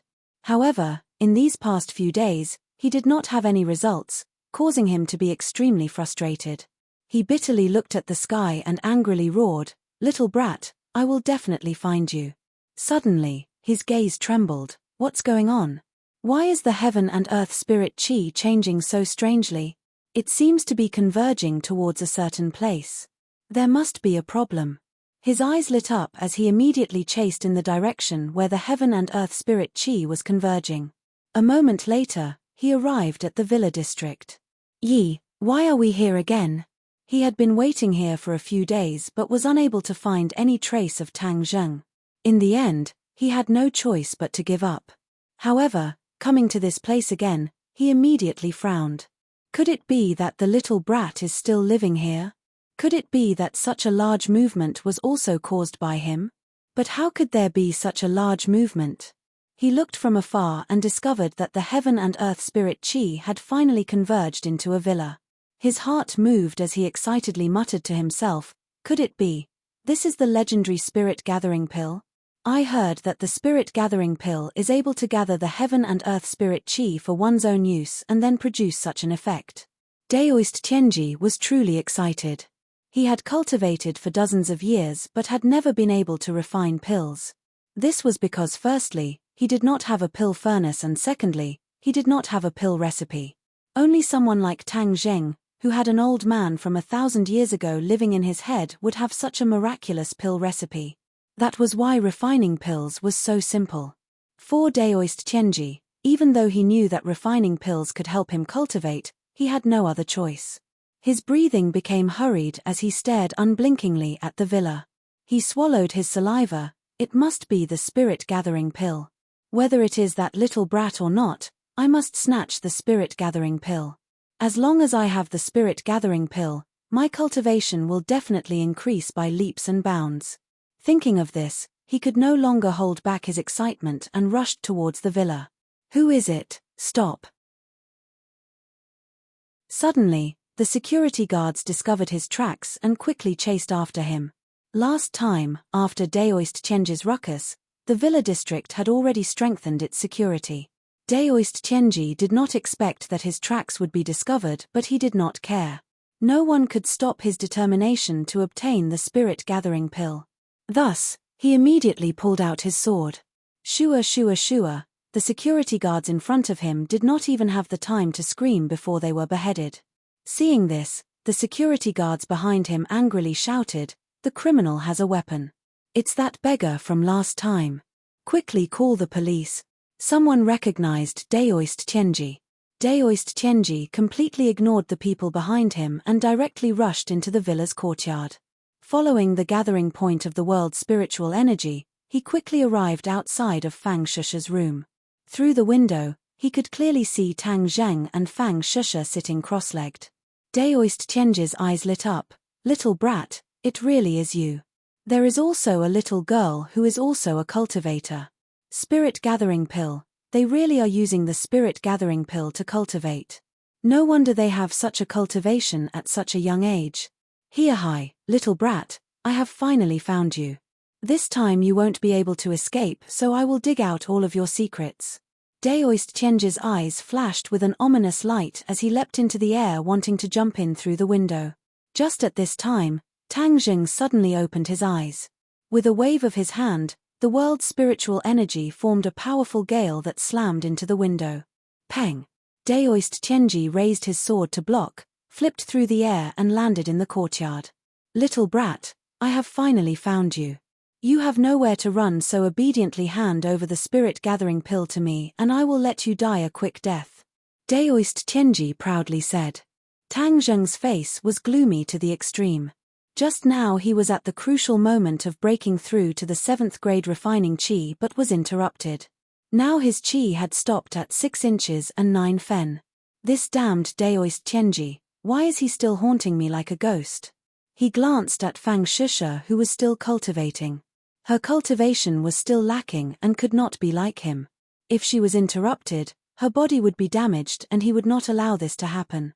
Tang Zheng also pulled out his battle spirit and jumped out of the window, glaring at Daoist Chenji. "Hey, little brat, there is no use looking at me like that. Looks cannot kill me," Daoist Chenji proudly said. "Hurry up and give me the spirit-gathering pill and then kill yourself. Otherwise, not only will I kill you, I will also torture you to death." Daoist Chenji, last time when you were like a stray dog being chased by the police, how did it feel? Tang Zheng jokingly asked. Daoist Chenji's old face turned red. This was his humiliation. Immediately, he flew into a rage. "Since you are so stubborn, then I will do it myself." Just as his voice fell, Daoist Chenji used spatial contraction and instantly appeared in front of Tang Zheng, his sword thrusting out. Dang! The two swords collided and Tang Zheng could not help but retreat a few steps. Daoist Chenji proudly sneered, "Little brat, you are not my opponent. Just give up." With a loud roar, he once again rushed forward. Shua! A sword light flashed by. Tang Zheng hurriedly dodged, but the steps behind him suffered a calamity. The marble steps shattered and shot towards the villa like a rain of bullets. Peng peng peng! The villa became riddled with holes. Tang Zheng could no longer care about this huge commotion as he quickly rushed out of the courtyard. Coincidentally, he met the security guards who were surrounding him. He loudly roared, "Quickly hide!" Before the security guards could react, Daoist Chenji's sword had already arrived. The security guards were all stabbed in the chest and fell to the ground. Tang Zheng was enraged, but he had no other choice. He must quickly bring Daoist Chenji away from this place. This way, Fang Shusha and her family would be the safest. Moreover, if he did not leave, it would be easy for his identity to be exposed. Daoist Chenji, could it be that you do not have a bit of compassion? You actually willfully killed the innocent. Tang Zheng ran forward as he questioned. Daoist Qianji laughed loudly behind him. Who knows how many innocent people have died under my sword, but what does that have to do with me? Those who dare block my path only have death waiting for them. The huge commotion had already attracted the attention of many people. The surrounding villas all lit up their lights and many people walked out. When they saw the security guards lying on the ground with blood flowing out, they all began to scream. At this time, the silence of this high-class villa district was completely broken. In the distance, the sound of sirens also rang out, getting closer and closer. Tang Zheng and Daoist Qianji had already rushed out of the villa district and quickly followed the streets. However, Daoist Qianji's shrinking speed was simply too fast. Not long after, Tang Zheng was caught up. This was a commercial street with various shops on both sides. Tang Zheng was in front while Daoist Qianji was behind. A sword slashed out and Tang Zheng barely dodged. This sword directly cut down a street lamp on the side of the road. With a loud bang, the street lamp fell to the side of the shop, directly smashing the glass display window into pieces. Tomorrow, when the boss sees this unexpected disaster, he will definitely want to cry, but no tears will come out. But this was only the beginning. Tang Zheng counterattacked. Battle Soul brought out a resounding sword cry, and this time, the sword directly ignited with true fire. Since true fire had a restraining effect on Daoist Qianji, then it was naturally Tang Zheng's first choice. He only saw a ray of fire leave the sword and shoot towards Daoist Qianji from several meters away. Peng! Daoist Qianji held his sword horizontally in front of his chest to block the true fire. However, the true fire exploded and shot out in all directions. Quite a few of it actually touched his body and quickly burned. Specks of fire also shot into the shops on the side of the street.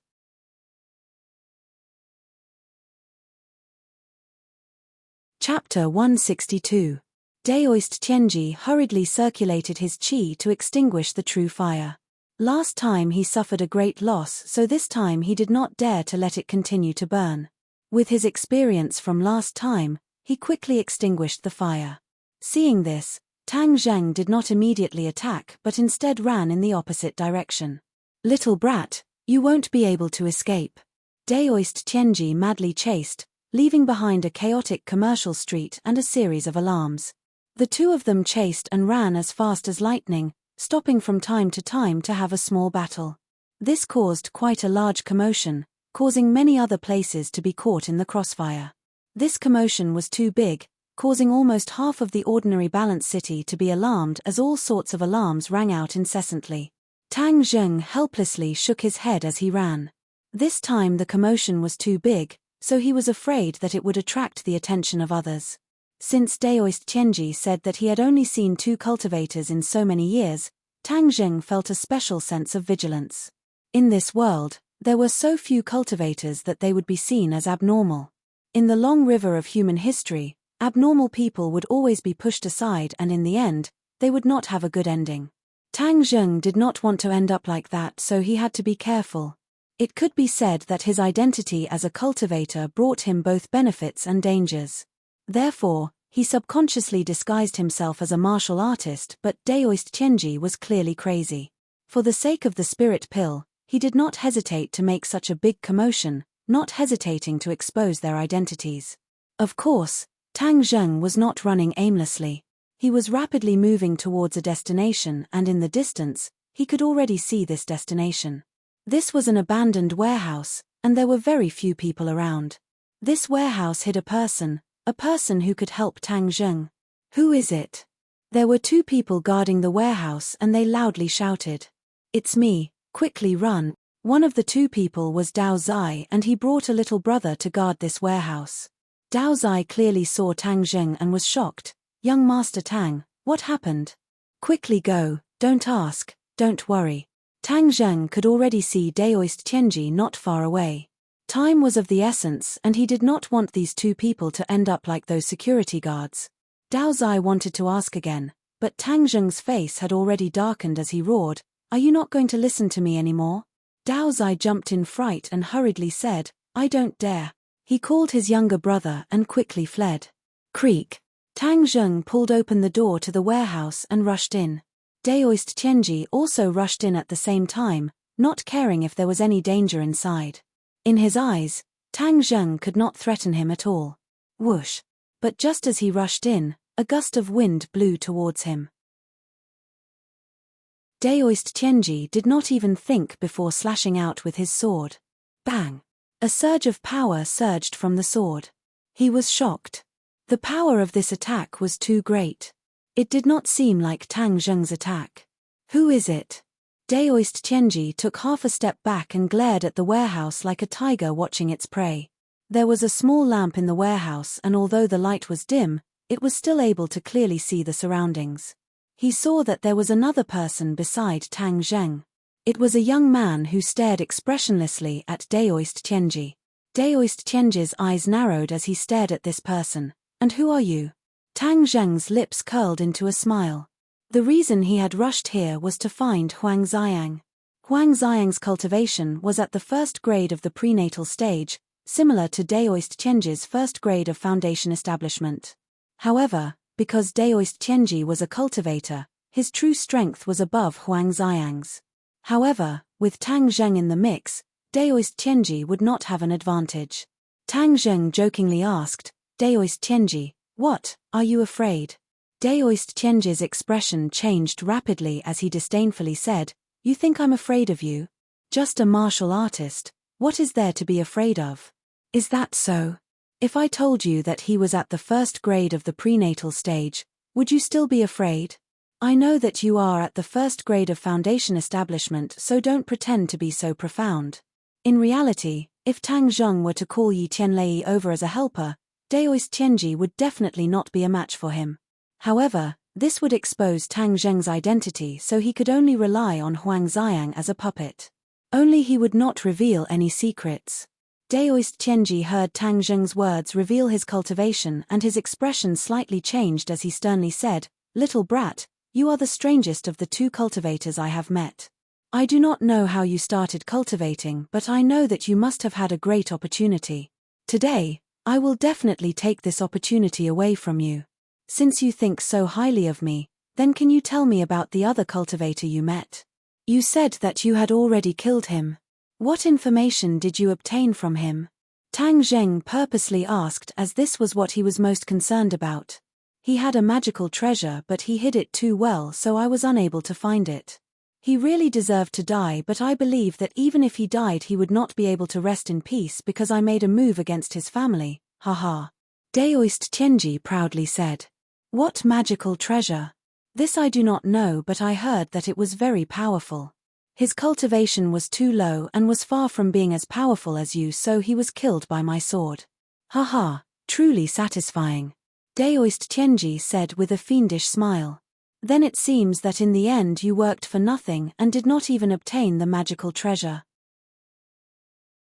However, in the end you still made a move against his family. Isn't that too despicable?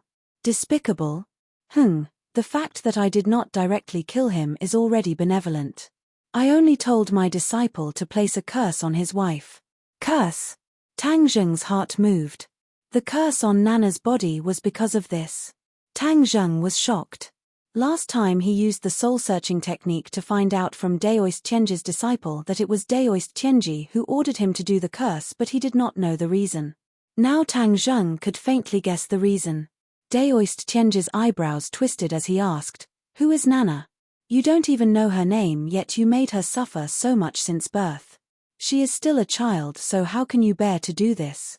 Tang Zheng gnashed his teeth as Nana's cute appearance uncontrollably appeared in his mind. Daoist Tianji suddenly realized, so Nana is the descendant of that cultivator. Hey, I never thought that she would be related to you. It seems that in the unseen world, the heavens guided me to find you.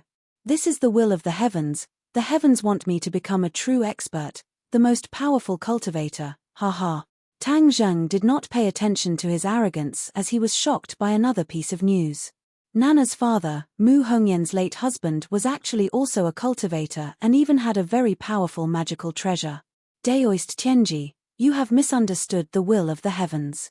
The heavens allowed us to meet not to make you stronger but to end your life, to let you die by my hands," Tang Zheng said resolutely as he seethed with killing intent.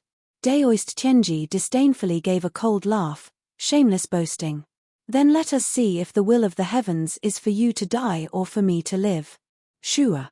The long sword trembled as it pierced towards Tang Zheng. Huang Xiang took the initiative to attack as he completely disregarded the power of the sword.